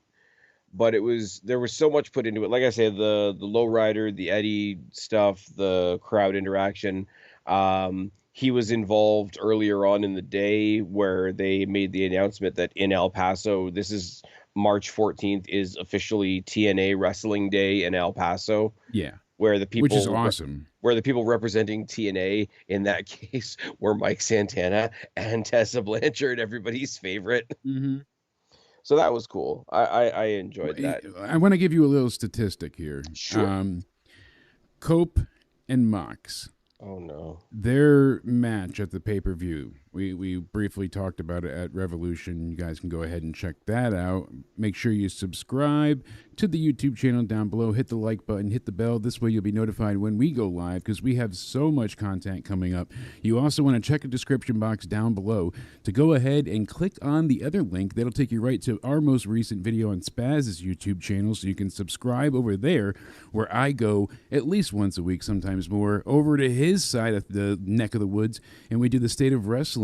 And we talk about NXT, WWE, rarely AEW, every now and again if it's important or something major, and or there's something and to make some fun of. independence, Destiny, everything else mixed in. So make sure you check it out. There's preview, predictions, news, rumors, everything, and a lot of analysis and some great opinions. And he and I don't line up on everything, which is great. So we kind of get that ebb and flow of it. And the Make sure you and subscribe. the audio replays of all the live stuff we do here can also be found there. Spotify, Rumble. Yeah, if you don't want to stare at us, you want to go ahead and listen on your way to work or at work or coming home from work. You want to hear our sexy, soothing voices, then go ahead and, like I said, check out all the info and follow in the description down below. But 72 is the number of forearms thrown in the match between Mox and Cope. 72. A man on Reddit counted. Originally they said 70. Somebody else said 72. I believe it's 72 was the final confirmed number, but I'm not going to go back and count. 72 combined thrown forearms from these two. Like the MMA style lately has gotten so interwoven because of Bloodsport and a few other things, and the Ultimate matches, the Undergrounds, things like this. The cage, small cage that we had in NXT, and the shark cage version on the main roster. It's all really lended to the MMA style, but a lot of these things just don't work. If I hit you with one forearm, typically they're gonna be knocked out or you're reeling backwards. You're not forearming each other for miles. It also depends who's doing it, though. I don't want to go once again to Speedball, but like Speedball, like that is his thing. That's his thing, and he backs it up, and that's his part of his gimmick, his repertoire, his move set, as they hate when it's other people trying to do it because they think they have to because it's 2025 and that's what 2025 means. Yeah, no, that's not it at all, and that's not how it works. So like back in the day, it's a really easy example to pull out of the hat, but back in the day, Steve Blackman worked because it was his thing. You didn't have The Rock coming down with nunchucks because he was facing Steve Blackman that night. Yeah, exactly. And he worked because he wasn't just MMA. He was karate and judo and a bit of a ninja and an assassin. And Liz, absolutely. And, Liz joined in for some stuff on this channel before. You can go ahead and check her and Cody and everybody that's joined in. They will be tagged to either the title of the video at the very end or in the description box. So we're going to have some major call-in shows coming up, building the way the road to WrestleMania. By the way, quick little side bitch. For like the past 10 days now, I don't pay attention to the minor stuff because I deal with so much other shit health-wise that when something small happens, it's like, I ignore it till it becomes a problem. But my eye has just been crusting completely every time I wake up, and it's like, I think it's sinus stuff draining through my eye from a previous sinus infection now, because it's not like a pink eye thing or anything like that. It's all draining. So every time I can continually can't see, and I'm constantly blinking, and I'm sure the people watching just love me looking like more of an autist. But, I eventually have to address that with either some eye drops or something, because that whole tear duct is probably clogged. Speaking of being clogged, though, that's how my heart felt. I couldn't get it going because Cora Jade lost. Our next match, Masha Slamovich, Cora Jade. These two started off like fucking hellions, just going at it right away. And then she starts attacking Masha from behind, and she goes ahead and they just start throwing each other into the corner. And eventually, Slamovich hits Cora with a missile drop kick. I think it was from the second rope. And a thing of beauty. Looked like it knocked the fucking block off the lady, that's for sure. It made those implants go down a size. She went from a D to a C cup just with that hit. R.I.P. Jade's jaded. Looked great here. Slamovich really went ahead, and at first she got their foot on the bottom rope, so she couldn't even really kick out of it. That was a good sell. But then we kind of just got the back and forth again, and then the Requiem, and Jade, that was it. She lost. Let's not overlook the freaking destroyer on the apron by Cora Jade. Yes, the Canadian destroyer. And again, I'm especially that it was done on the apron, and then What's up, Jade. Gorilla Strong? Sorry, I had to cut you off really quickly. He's popping No, in to say hello, but he's got to catch the replay later on. Thanks for popping by. Come back absolutely. and Thank listen you, Gorilla later. Strong. As I say, the audios will be up on my side as well, so you've got your pick of the litter as far as where you wanna check us out. But thanks for stopping by and showing That's some love, buddy. Appreciate it. that's another certified Banana Club member. I love when he stops in and says hello. I can't wait for him to check out the audio later, so when he gets to this part, he can know how much I love him. Bam. So I'm always thinking of that sexy bastard with the kindest heart. He always was just too kind. Yeah, no, I see. In my brain, I kind of skipped over it because it bothered me, this sequence. I liked the moment of her getting the Canadian Destroyer, but then she really follows it up right away with the Jaded, and then Slamovich kicks out by getting her bottom foot on the rope. And like I said, it was smart. She didn't have enough energy to kick out. I get why they went and did it that way. It keeps her strong in that regard. Doesn't ruin the Jaded. But still, that really, especially with doing it on the apron, like, and that into your finisher, that should have been it. Like, I really wanted to see Cora win here, so I'm a little bit sour grapes myself.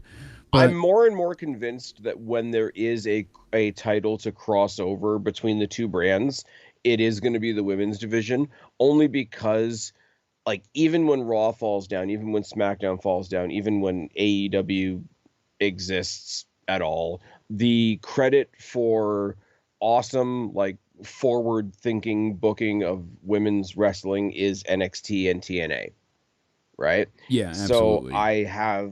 and the first big crossover was the first time Jordan Grace walked onto an NXT stage and challenged Roxanne Perez. So whichever way it goes, whether it's the Knockouts title, the Knockouts tag title, the Women's North American title, the NXT Women's title, maybe you loop in the WWE Women's tag titles because they technically float on all three shows. Yeah. I'm predicting now, somebody hold me to this later on.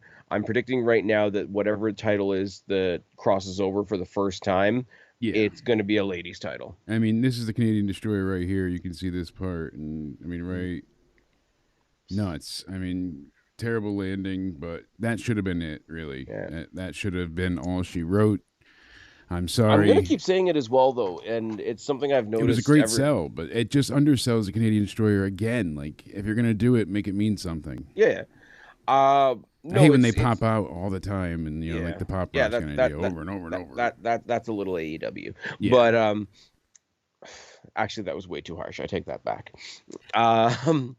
It's something but specifically with Cora Jade, and I can't put my finger on it because she's been back to NXT to participate in some stuff there as well. But she's been in TNA for quite a bit now. Like, she's more there than in NXT. Every time I see her in a TNA ring, she's twice as bold, she's twice as confident, and she's way more outgoing than when she's on NXT. Don't know why. Maybe she's just liking the stuff that she's doing. Maybe she's really wanting to show up and show out because she's representing her company. I don't know what it is, but she is on when we see her in TNA. Yeah. And whereas she's kind of a side story ish with NXT, she's always been either the person that didn't know whether she was a good guy or a bad guy, the person that was breaking up with their tag team partner, sidekick to Roxanne Perez. She came back from injury at the same time that the big three were just coming in, so she wasn't the headline. But if she goes over to TNA, she's the one that's come over from NXT. She is the headline. She's the one going for the main title. Yeah. She's like, so I think she's riding a bit of like outside looking in momentum, if that makes sense. Yeah, it seems that way. Nick heel turn, that was definitely a very expected but welcome moment. We'll get to that shortly. But as you said with the women's, I don't know. I Cora can definitely challenge again by saying, like, I had you beat, you got your foot in the rope, but I had you beat, and that's why the next match will be no DQ or no rope break or submission only or something like that, I imagine. And then she might win, because I don't know they really have many other people that aren't in the tag team that can go for the title on the women's side right now. Well, it's going to be Tessa eventually. Eventually, but do you want to do that right now? I don't feel like that's, especially to take it away from Masha. I would let her cook for a little bit. Yeah, I would hold that off a few more months at least till July or August, whatever that is. Then But we had let's sorry, no, please. I've gone on a big like Cora Jade's awesome Yes. train. That is to go without saying that Masha Slamovich is a fucking beast that I wouldn't want to meet in a dark alley. No, absolutely. She's very beastly, and that's why I said they had a really good flow here. I was just upset with the sequence of I'm going to destroy Oh your yeah, head yeah. and then hit the jaded. You should be out. She should have gotten the pin there. I mean. And like I said, beggars can't be choosers. It was a good match. It was a damn good match. I'm still happy we got to see it, but I don't know. I didn't love it, but it wasn't. It was nothing to complain about. Absolutely not. There really wasn't anything bad by any means, and it's just more of the common wrestling thing with people kicking out, finishers not really being finishers. I mean. I don't often try to carry all those gripes. With this one, it just stuck out a little bit because of how like even the commentary team was selling the apron attack. Like oh my god, like it was like the Ariana Grace was there. Yeah, which is I love the role that she's in right now. The little like she's doing great liaison thing that she does, and her all NXT. the obviously all the stuff with her and her dad is funny and all that. For me, her on NXT, when they did the show where her dad was there, and they had the back and forth. That was funny as all hell. Loved it. It's all kinds of fun. Yeah. I guess I don't know. I guess I'm looking at this a little bit more charitably because I didn't think Cora Jade was going to win. Yeah. Okay. I thought it go into it. We've talked constantly about like what title's going to cross over. It could be this one, right? But like the win here was Masha Slamovich is on a roll. She's facing somebody who's great in her own right, but a mid-carder, and she's the main champion right now. Yeah. Cora Jade's biggest victory. I don't want to make an Undertaker comparison, right? But like when the Undertaker had the streak, you went in there and your win was that you got to go and have a really good match with the Undertaker because everybody knew the Undertaker was going to win. Yeah. So my want for this match is champion stays strong. Challenger goes in there and gives an awesome showing because I like Cora Jade. I got both of those things. Maybe a couple dicey things here and there with, like you say, the not selling quite as much as maybe we would like or whatever, but nothing that threw it off the tracks. No, never, because they went through a bit more. Like I said, because they did the jackknife pin at 1.2. Like it wasn't just like the immediate next sequence that she went for the pile driver. What is it, the Requiem? I think I said it before. I think it's the Requiem, yeah. But it was a short match. It wasn't even like 10 minutes if I'm timing it right. And it was like, like I just expected a little bit more here. The women's champ and Cora Jade, like, you two can fucking go. I know it. I was hoping for at least 15, maybe even 20 out of these two. And I think they had the story in the match that could have benefited from having it as kind of play out a bit longer. I think they're going to suffer from comparison as well, because I think the First Ladies match earlier on in the night, bell to bell, was a better match. A little bit more interesting because with Tessa, you've got the whole story of like how bad is the crowd going to be? Yeah, how are they going to interact with her? Absolutely. Lei Ying Li is still trying to establish herself on this roster.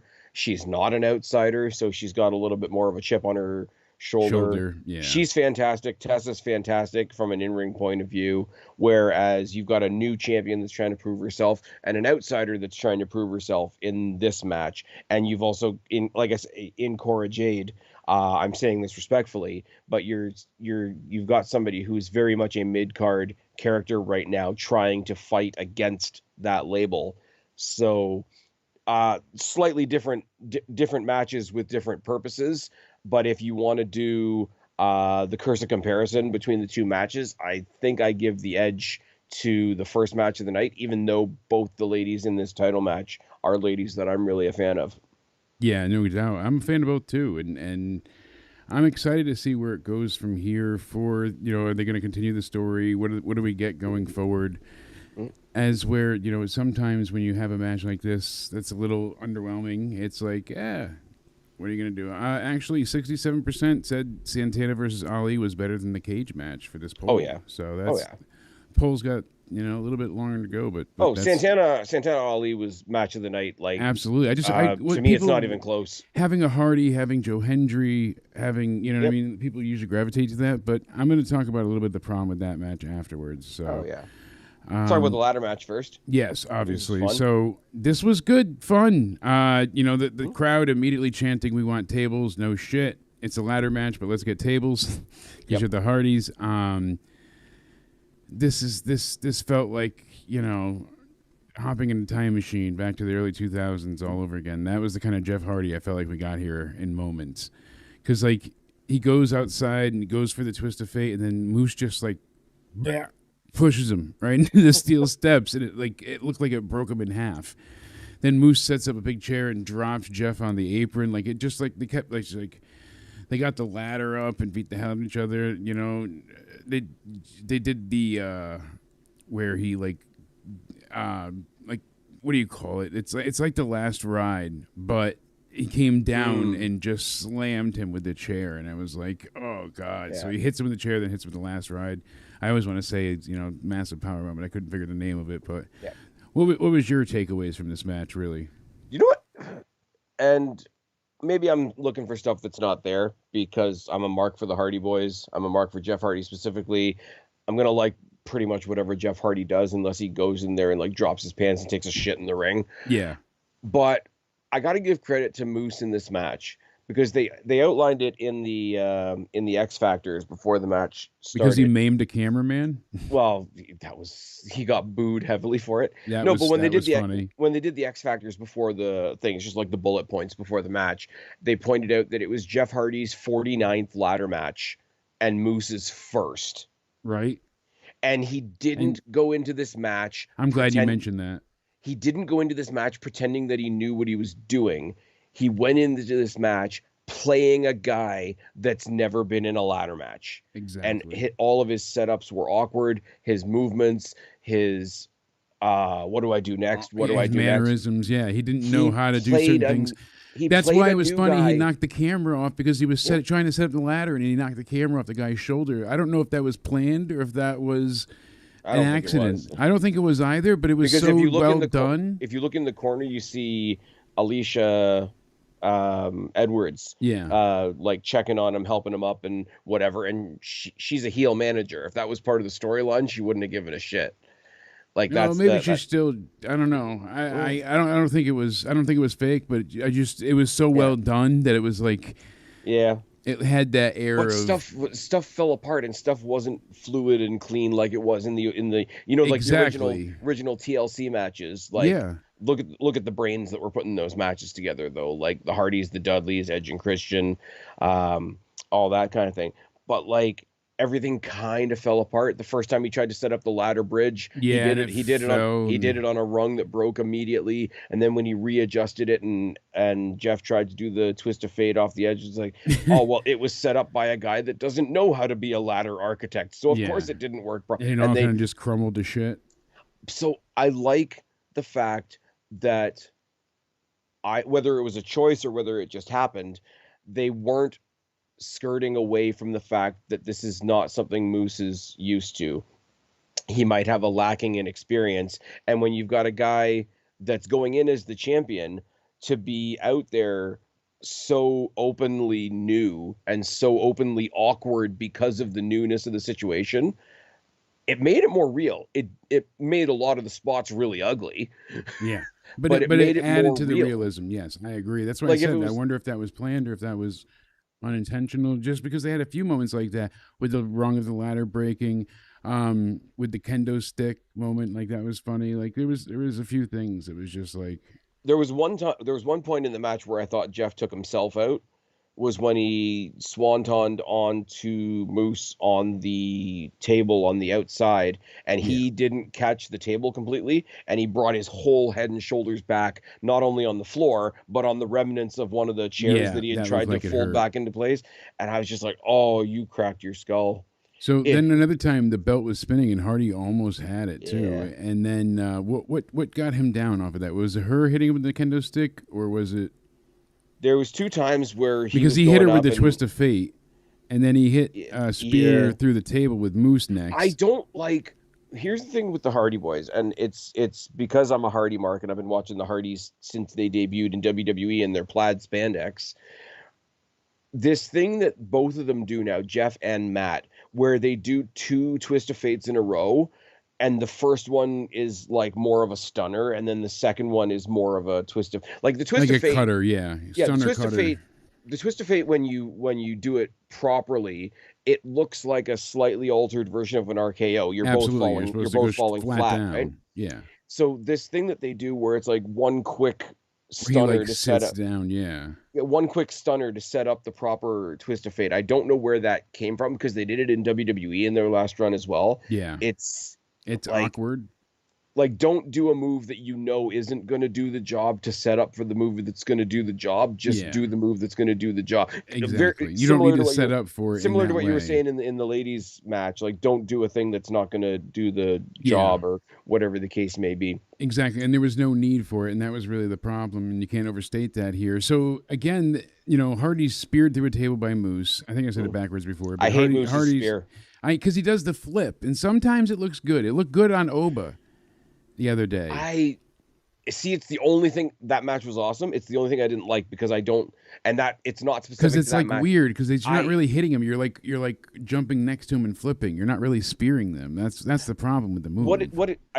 It's very weird visually. I said it's it on not a pod, or I offensive. might have said it on a stream with you as well. It looks like he Could have goes said for it in bed too when we were together. I mean, either way. Oh, don't touch that. Stop touching it. It's still greasy. Anyways, but no, if I was trying to explain Moose's spear to somebody, it was like Yeah. it would be like he runs towards them like he's going to give them a spear, stops, and tries to do a Kevin Owens cannonball at the last minute.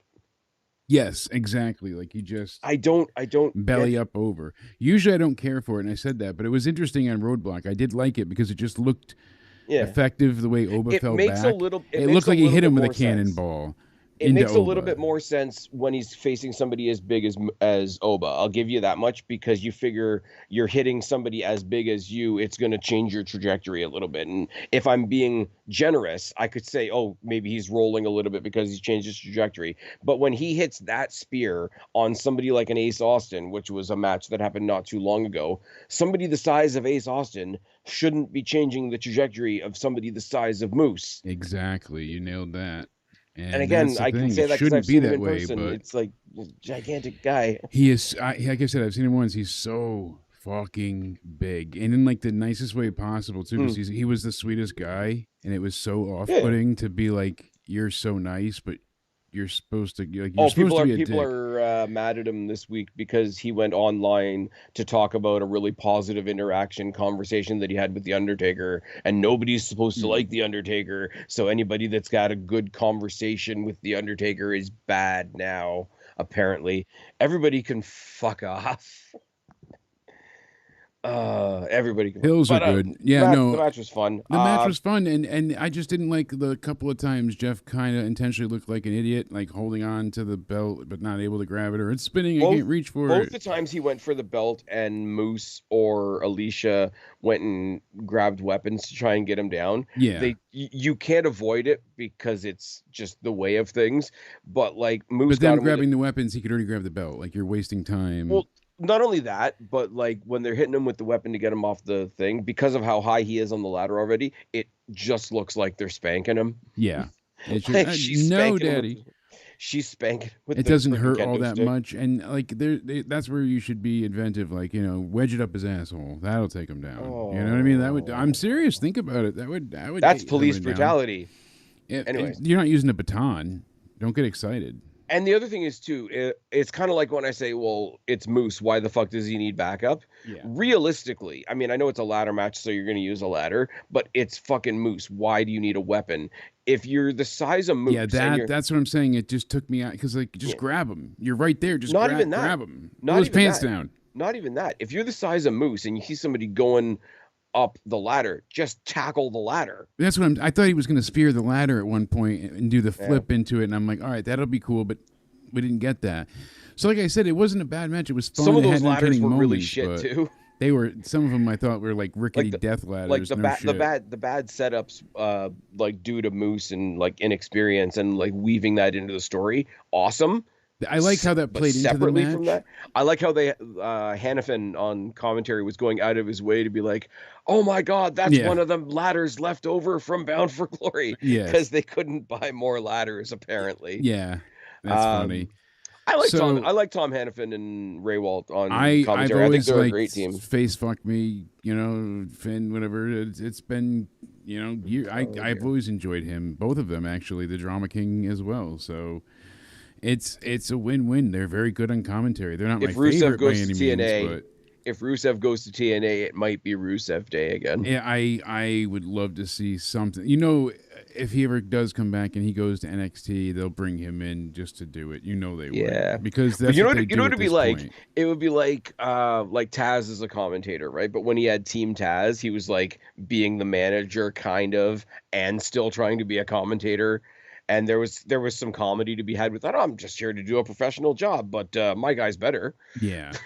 If you have Matthew Raywalt, because he's so over the top with his dramatic way of speaking. Yes, he gets. Well, that's why the drama. He gets very enunciating and very into it, but it works because he had to he's change being it. himself. He's genuine. He had to change it when he first started doing commentary with TNA. I remember when they first introduced him for his first couple of weeks there, and he was still projecting like he was on the mic, and he was way too analytical too. Like he was really trying to be like. Oh, see, I don't mind that bit, but I know they told him to tone it down in both ways. You can't yell, and you can't project, and you can't, just talking be a to an audience, talking to a listening audience at home is not the same as delivering a promo to the crowd. Exactly, and it takes a while to learn that. I'm sure I would not get that straight.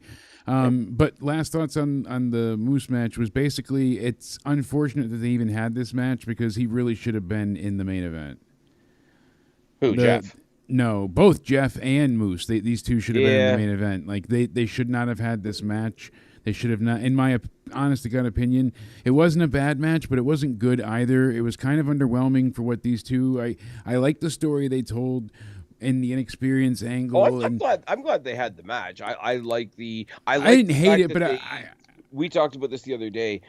Because they just happened to throw it up on the YouTube channel this week. They replayed Jeff Hardy's debut in TNA the first time. I think they said he climbs up on the red cage. No. His first debut. The first one. Yes. His very first introduction to the TNA audience was, I believe, in 2003. Somebody can correct me if I'm wrong. Yeah. 2003. He answered early on. He answered an open challenge for the X Division Championship against AJ Styles. That's 23 years ago, man. And then nothing. Yeah, that's why the 23 could have been.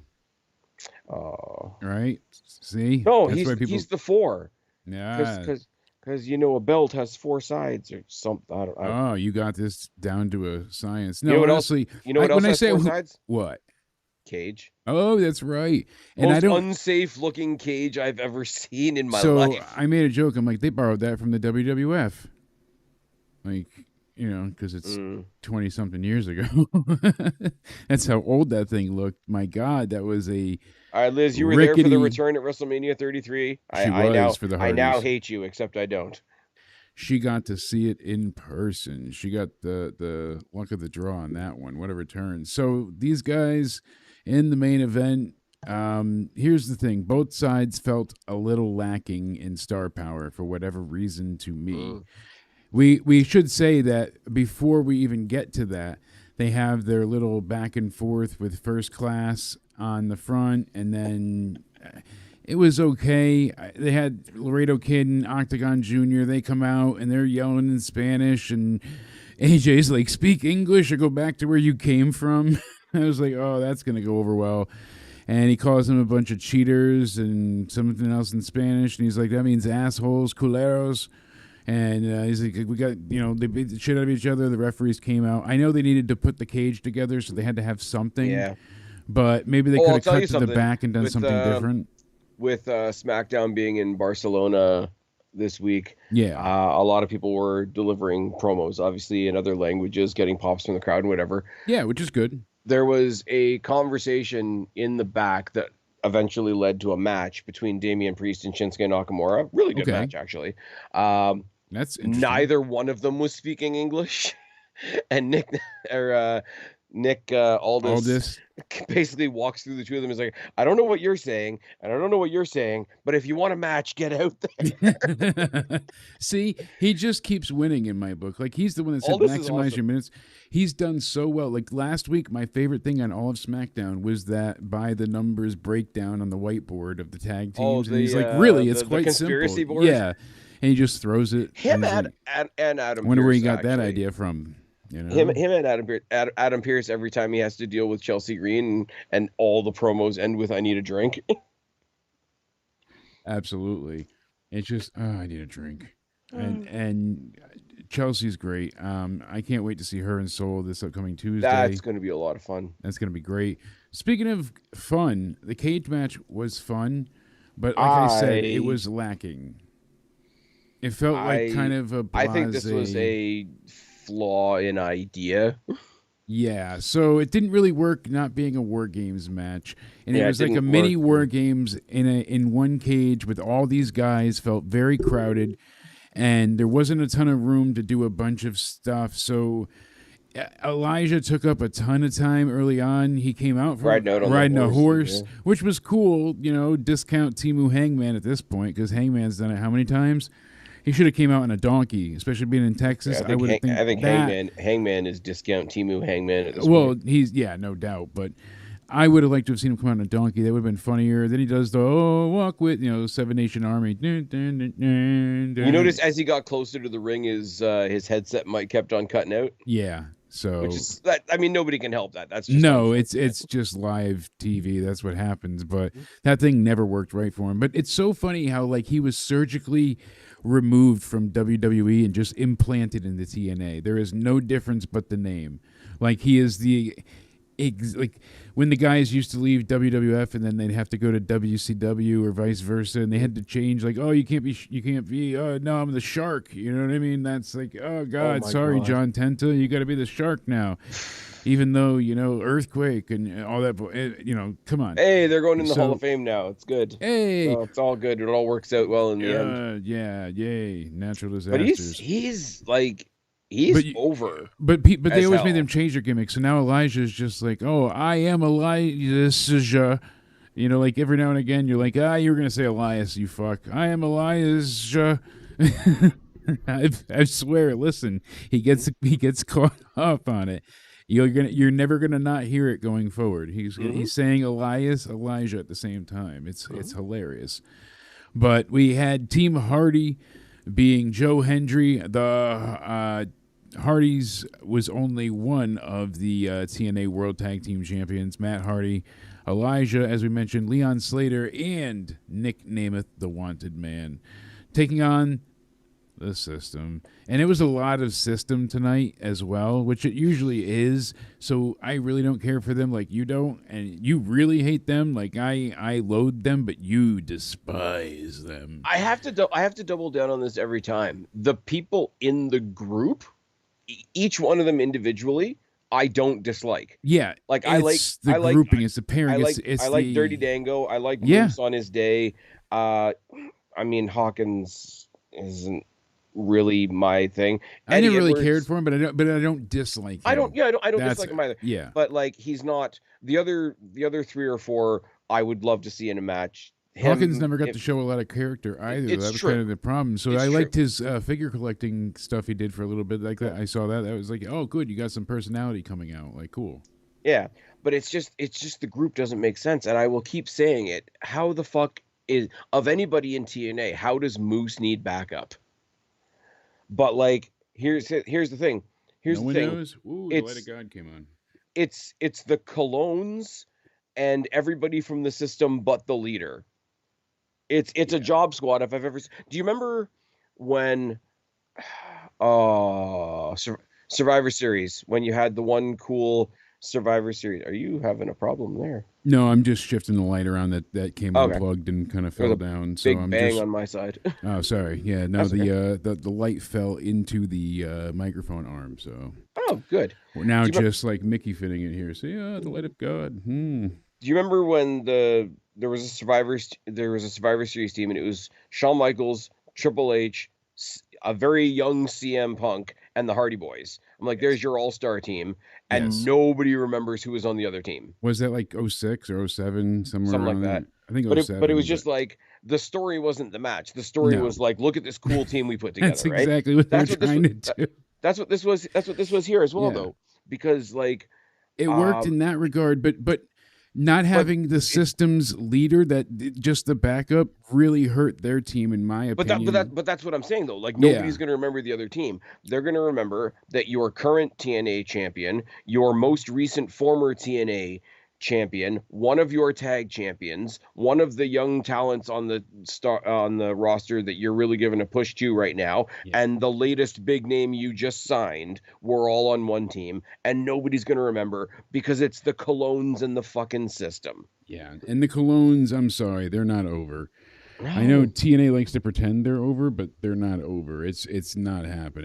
They're they need to stop trying to make it a thing, because it's not working. Stop trying to make the Colognes happen. Stop trying to make the Colognes a thing. It's not working. You know what it is? Like, in a tag division, you do need a couple of teams there that are just there to make up the numbers, and if they're there to do that, then that's fine. So if you've got an asshole team that's short a couple people, it's like, we can be a couple of extra assholes. Like, they're good for that, I guess. But it's like it's the other members of the system and the Colognes versus an all-star team. Yeah, no from like a TNA perspective, right? Like I say, the current champ, the former champ, a tag champ, Elijah they just hired was like the last cool name they just hired, and Leon Slater's been getting a push, and a lot of people seem to like him. He was a standout in this match. A few of the things he did was really cool. I can't believe he actually went up and stood on the top of that rickety ass cage. He did a 450 swanton off the top. It was off a little bit. He took out everybody. Yeah, but it was as close as clean could be coming off that cage. Oh yeah, this is what I'm saying. Like that rickety piece of shit. because of the strength of that cage, lack thereof, the tactile strength of plastic. If you've seen the some of the matches he's been in recently, like 6-man tags with the Hardys in the past couple of weeks, that 450 swanton that he does is like not human. Yeah, it's they tried. Really not. It was great, but they tried. They get the they tried award in the chat. You know, yeah, it is what it is. Yeah, but it's poll ended 68% said they prefer the Santana match over the cage match. 33% there. I agree. Absolutely. I really, really agree. They say that you say this about a lot of high flying guys. They could do with giving him a little bit more personality, other than I really liked the Hardys growing up. Yeah, no doubt. The Hardys were. But that can be developed, right? But like right now, like even when you and I watched Evolve, look at Trill London. Oh yeah, you watch 2 seconds of that match, you're like, oh, this guy was inspired by the Hardys. He likes horror movies, and he comes out with a really cool mask, and I already like him. And it's like, I know what you're going for. Right up Spaz's street. There we go. But it works. The layout of the match, it was constricted in its assembly. It was constricted in its time constraints. I will say the only thing they got right was the advantage being on the heels. Yes. WWE does this weird thing in War Games where they let one, if not both, of the face teams get it, and you're like, what the fuck? Why? How does that? That's the opposite point of War Games. It's supposed to be the faces fighting from underneath and clawing and scraping, and every now and again, fine, but they did it like pretty damn consistently for a while, where it became kind of a trope of theirs. But the whole thing about the entrances here being only 1 minute apart, you might as well have just brought everybody out at once, because that's about the length of somebody's entrance. Yeah, and that part I even noted too. I was like, what is it, 90 seconds? Oh, it's 60? It was very, very short, and I was like, oh, they don't even get a moment to shine by the time they hit the ring. No. And they just kept funneling them out. So I was like, I know they want to kind of like hurry along here, but it should have been 90 seconds between each one. Oh, at least they could have done 2 minutes. An extra, like, 2 minutes would have been fine, but 90 seconds at the very least. At least 2 minutes would have been fine, because I don't know about you. They can do a lot in those 2 minutes and showcase each fresh guy. Well, this is the thing. But what I'm saying is there have been, like, AEW is the biggest offender. WWE's gone too far the other way. Yeah. There's been the occasional TNA show that I felt went a bit long. This show felt like it cracked by. Yeah, this one rushed by, and it didn't overstay its welcome at No. all. So It was they kind could of have a little played bit with on it the a little longer bit more at self, the but end. yeah, this match was not that long. I'm trying Yeah. to. I don't see where I wrote it down. I think it was 18 minutes. I want to say. I'm trying. I don't. I know I had it in my phone, but I didn't save the timer, so I'm gonna check on Wikipedia. I think it's 17 minutes and 2 seconds is the official. It looks like. Okay. So it was short. It flew by. Yeah. War games are usually like 40-minute matches, sometimes pushing Yeah. 30 at least. Yeah. And this had none of that. It was like a very rushed War Games feel. And then they felt like they kind of rushed the ending. The conclusion just And it was kind of crowded. happened. Yeah, so it's very crowded. And all of a There sudden, was many times in the match, and this is the opposite of the Moose thing, right? Like the awkwardness in the Moose ladder match, because I've never been in this kind of match before. Let me figure out how all my apparatuses are going to work and whatever. The awkwardness in this match was once the ring was full, you could clearly see them like trying to make sure everybody cleared out to like out of the way one of the side spots. or the other, so that like a spot could be pulled off, and it made it just kind of it was hard to suspend disbelief. It took me out of the theater act. It ruined the illusion, especially. Well, it's the complaint that people have about the Rumble. Yeah. Is once you get a certain amount of people in there's one or two or three people telling a really good story at that point in the Rumble, and everybody else is sitting around the outside. Roman sleeping. If you went around, if you watch that match and you're not paying attention to whoever was doing a move at the time, they were all lined up around the walls all the way around the outside to make sure there was room enough to have the spots. And it's exactly. And they all had to stand there. And then it was like really noticeable as they all kind of congregated. Then Slater climbs up and hits the 450. It looked good. Yep. It was an impressive moment, but it certainly was like 4 people were there to catch him. Oh, wait, I mean 8. Like it was like everybody's there. So we get to the end, and Myers gets hit with the standing ovation from Hendry. And then Hendry brings a chair, places it down so Elijah can use it for his finish with the knee in the corner. Mm-hmm. And then they put Dango. He gets hit with a chair, and they put the chair around his neck and do the twist of fate with it. And they get the 3 count. Which would be fine if they hadn't just done it at Roadblock. That, and on top of it, this was like a very like, oh my God, we're at the ending now. Like he jumped off the cage and it's like, oh God, we got to go home. Like they ran out of time or something. Like it just felt immediately like, oh, now's the finish, quick. And they gave it 15 seconds and it was over. And all the heels powder out and everybody they're just celebrating with the Hendry side. I'm just gonna say because of the crossover thing, right? Yeah. And WWE needs to do more of this. Let's be clear for a second. They did a lot of highlighting from the Roadblock event because of their participation in it. But they did a lot of highlighting from the Roadblock event this past Tuesday on this show, which I thought was really cool. Yeah. Which was, again, it was needed though because they're all becoming interwoven so well that the storylines matter and consistency matters. So you need to bring these things up. Moose just defended, or fought for the NXT title. Yep. He was supposed to defend his title too, but they changed that. Obviously, I wish they didn't have the ladder match and those men were in the main event. To me. But Ryan comes out and he locks the door while it's just Matt and Nick in the ring. And then all of a sudden, Nick hits the danger zone. Highway to the... Yeah, we're done for. You know what I love about that? You know what I love about the fact that he calls it the danger zone, right? Because he's Nick Nemeth, right? Yep. He's no longer Dolph Ziggler. Exactly. But he came up with a name for his move where the initials of the move would still be DZ. Mm-hmm. No, I know. It's great. That's why I've always, just... Yeah. Anyways, he's underappreciated for those type of things. The point I was going to make, yes, please, about them featuring NXT, which is really cool. Like I said, NXT needs to return the favor a little bit than they do. I think they're going to show some of Sacrifice because of Cora, and then they'll really start to show more. But if you're going to show that much of what happened at Roadblock this past Tuesday, don't have the ending of your main event match be an ending that you stole from Roadblock on Tuesday with the twist of fate in the thing, because that's how what's his name, Javon Evans beat Ethan Page was the cutter in the chair, and that was great. And he didn't so and like they didn't invent that or anything. No, but the way the chair broke apart and like. He Yeah. sold it so amazingly, and the pinfall and the emotional win for revenge. As we're here, it was just like, boop.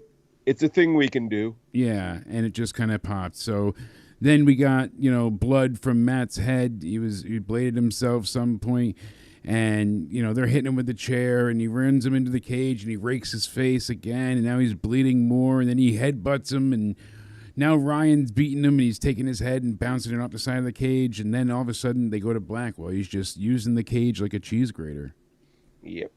And there wasn't, this is the thing people mentioned a lot too, that there wasn't a lot of blood on this show. First of all, it's not an AEW show, so we don't need to do the whole, we need a pop, let's have somebody bleed. But they also saved it clearly. Same idea. They saved it for the last. Same right? as the Elimination Chamber. Cody's going to bleed. No, Sammy and Kevin, sorry, you guys can't have any blood. Yeah, same as, what was it? If I was them, I would have bladed backstage and just put like the new cut on it, and then just let like one of them here punch me here, and then I'll get color. Fuck you. I'll make it look like a hard way. No, but look at even something like Bad Blood, which was kind of in reverse. Yeah. They did the Hell in the Cell match as the first match, and that great. Match was the only one, and then everything else seemed kind of normal. But it made you look back on the first match. They did it at like the how at severe the end. It was. Yeah. Even the wacky hardcore match at the beginning where they were doing the staple gun shit, nobody was sitting there having a gusher. Like they had no. It was more the idea. It was the idea that he got. But if you look at Tony and Mariah pouring buckets of blood, like they were, guinea pigs for blood farm. I go back to that was such a unique. It's such a unique story with the Tony Storm thing, and I think they pulled it off quite well. If that match happened on, it is what it is. But my point is, the heel turn still never made sense to me. It doesn't make a lick of sense. No, but on the night I'm talking about, that match would have been fine, would have been fantastic if they didn't try to do similar things in like 3 other matches. And that's the problem. If it was the one, you wouldn't mind. I guarantee it. Well, now we have Ospreay and Fletcher beating the shit out of each other, blood everywhere, and we're like, we just saw this with the women. Like, it's like, so that's the problem. It gets. But that's okay. Didn't you hear he made it up to his wife with a nice dinner and gave her a good seeing to? Oh, hey. Ospreay is awesome. That company. I do like him. No, they don't, and I know he took those comments personally, but. He could have been appreciated elsewhere because I feel like he could have been grinding. Yeah, Liz said Cody's eye looked better tonight. I mean, I didn't see SmackDown. You did, but I heard that he was again cutting a great moment, as Liz put it. And he kind of just was like, "Hey, fuck you, John." It's the best episode of Miz TV you're ever gonna see. Yep. And that's all I'm gonna say. Yeah, absolutely. So that's what Liz all I'm said. Gonna say. And as I said to you. They've taken the Drew and Damian Priest thing in a certain direction. I'm not going to say anything just in case anybody listening hasn't seen SmackDown yet. Yeah. But they've taken Drew and Priest in a direction where it's gone from okay, that'll be a good match to okay, I'm invested in that match because they've instantly made it make sense. Yes. That's awesome. That's what we needed. All they did was like, here's the straight line. Here, just look this way a little. That's all they've done with the story, and it makes perfect sense now. You have no idea how much that just piqued my interest. Like, I can't wait to go and check out SmackDown after this. And we're getting Liv and Jade Cargill next week. Yeah, which is going to be awesome. So how can we hate that? Hey, Liz agrees with me. I must be doing something right. Yeah, they have that match more interesting now. Oh, see, so she knows. She agrees, and if Liz agrees, then you're definitely onto something, my friend.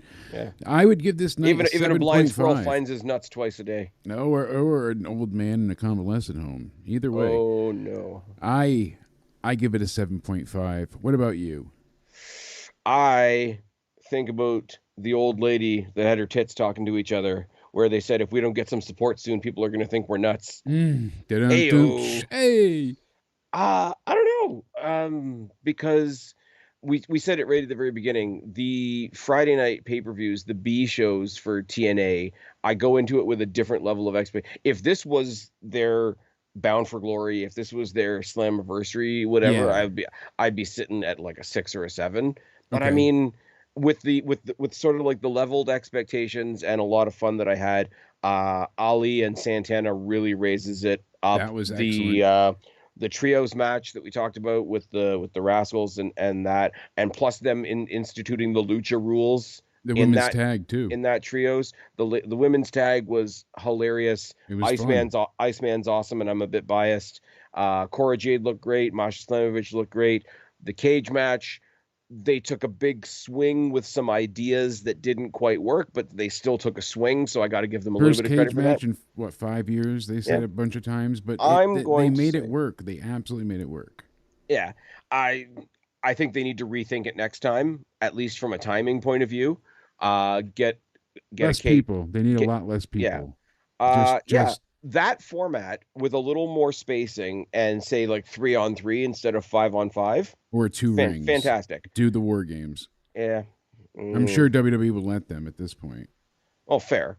Well, why not just invite them to War Games and That do too. TNA versus NXT? Could be so much fun. I'm Team going to versus be team. very specific here because 7.5 feels too low, and Okay. I don't think it's quite an 8. So I am going to give you 7.75 out of 10. I'm glad we're in the same range, though. We had the same idea, and I totally respect your bullshit 3/4 star edition. So I'll take it. 7 3/4. I can concede to that number, my friend. Nice. Please tell them where they can find you and where they can find us You this can week. find me and us and everybody by searching YouTube at Spaz Phoenix Podcast. Rumble. I would love, love, love to see more people on the Rumble side of things because Yes. for a various and sundry amount of reasons, YouTube can kind of go fuck itself. If you follow Steven Crowder, you know what I'm talking about. Go there. Look for Spaz Phoenix Podcast. Look for Spotify, Spaz Phoenix Podcast. Apple, Spaz Phoenix Podcast. I think I'm still on Amazon at Spaz Phoenix Podcast. Find me on X and Instagram at Spaz Phoenix. And the rest of the time, I'm here live streaming with Jake. Yeah. Yes, indeed. Having a good time and hanging out. We've been living it up for a little bit now, and having a good time.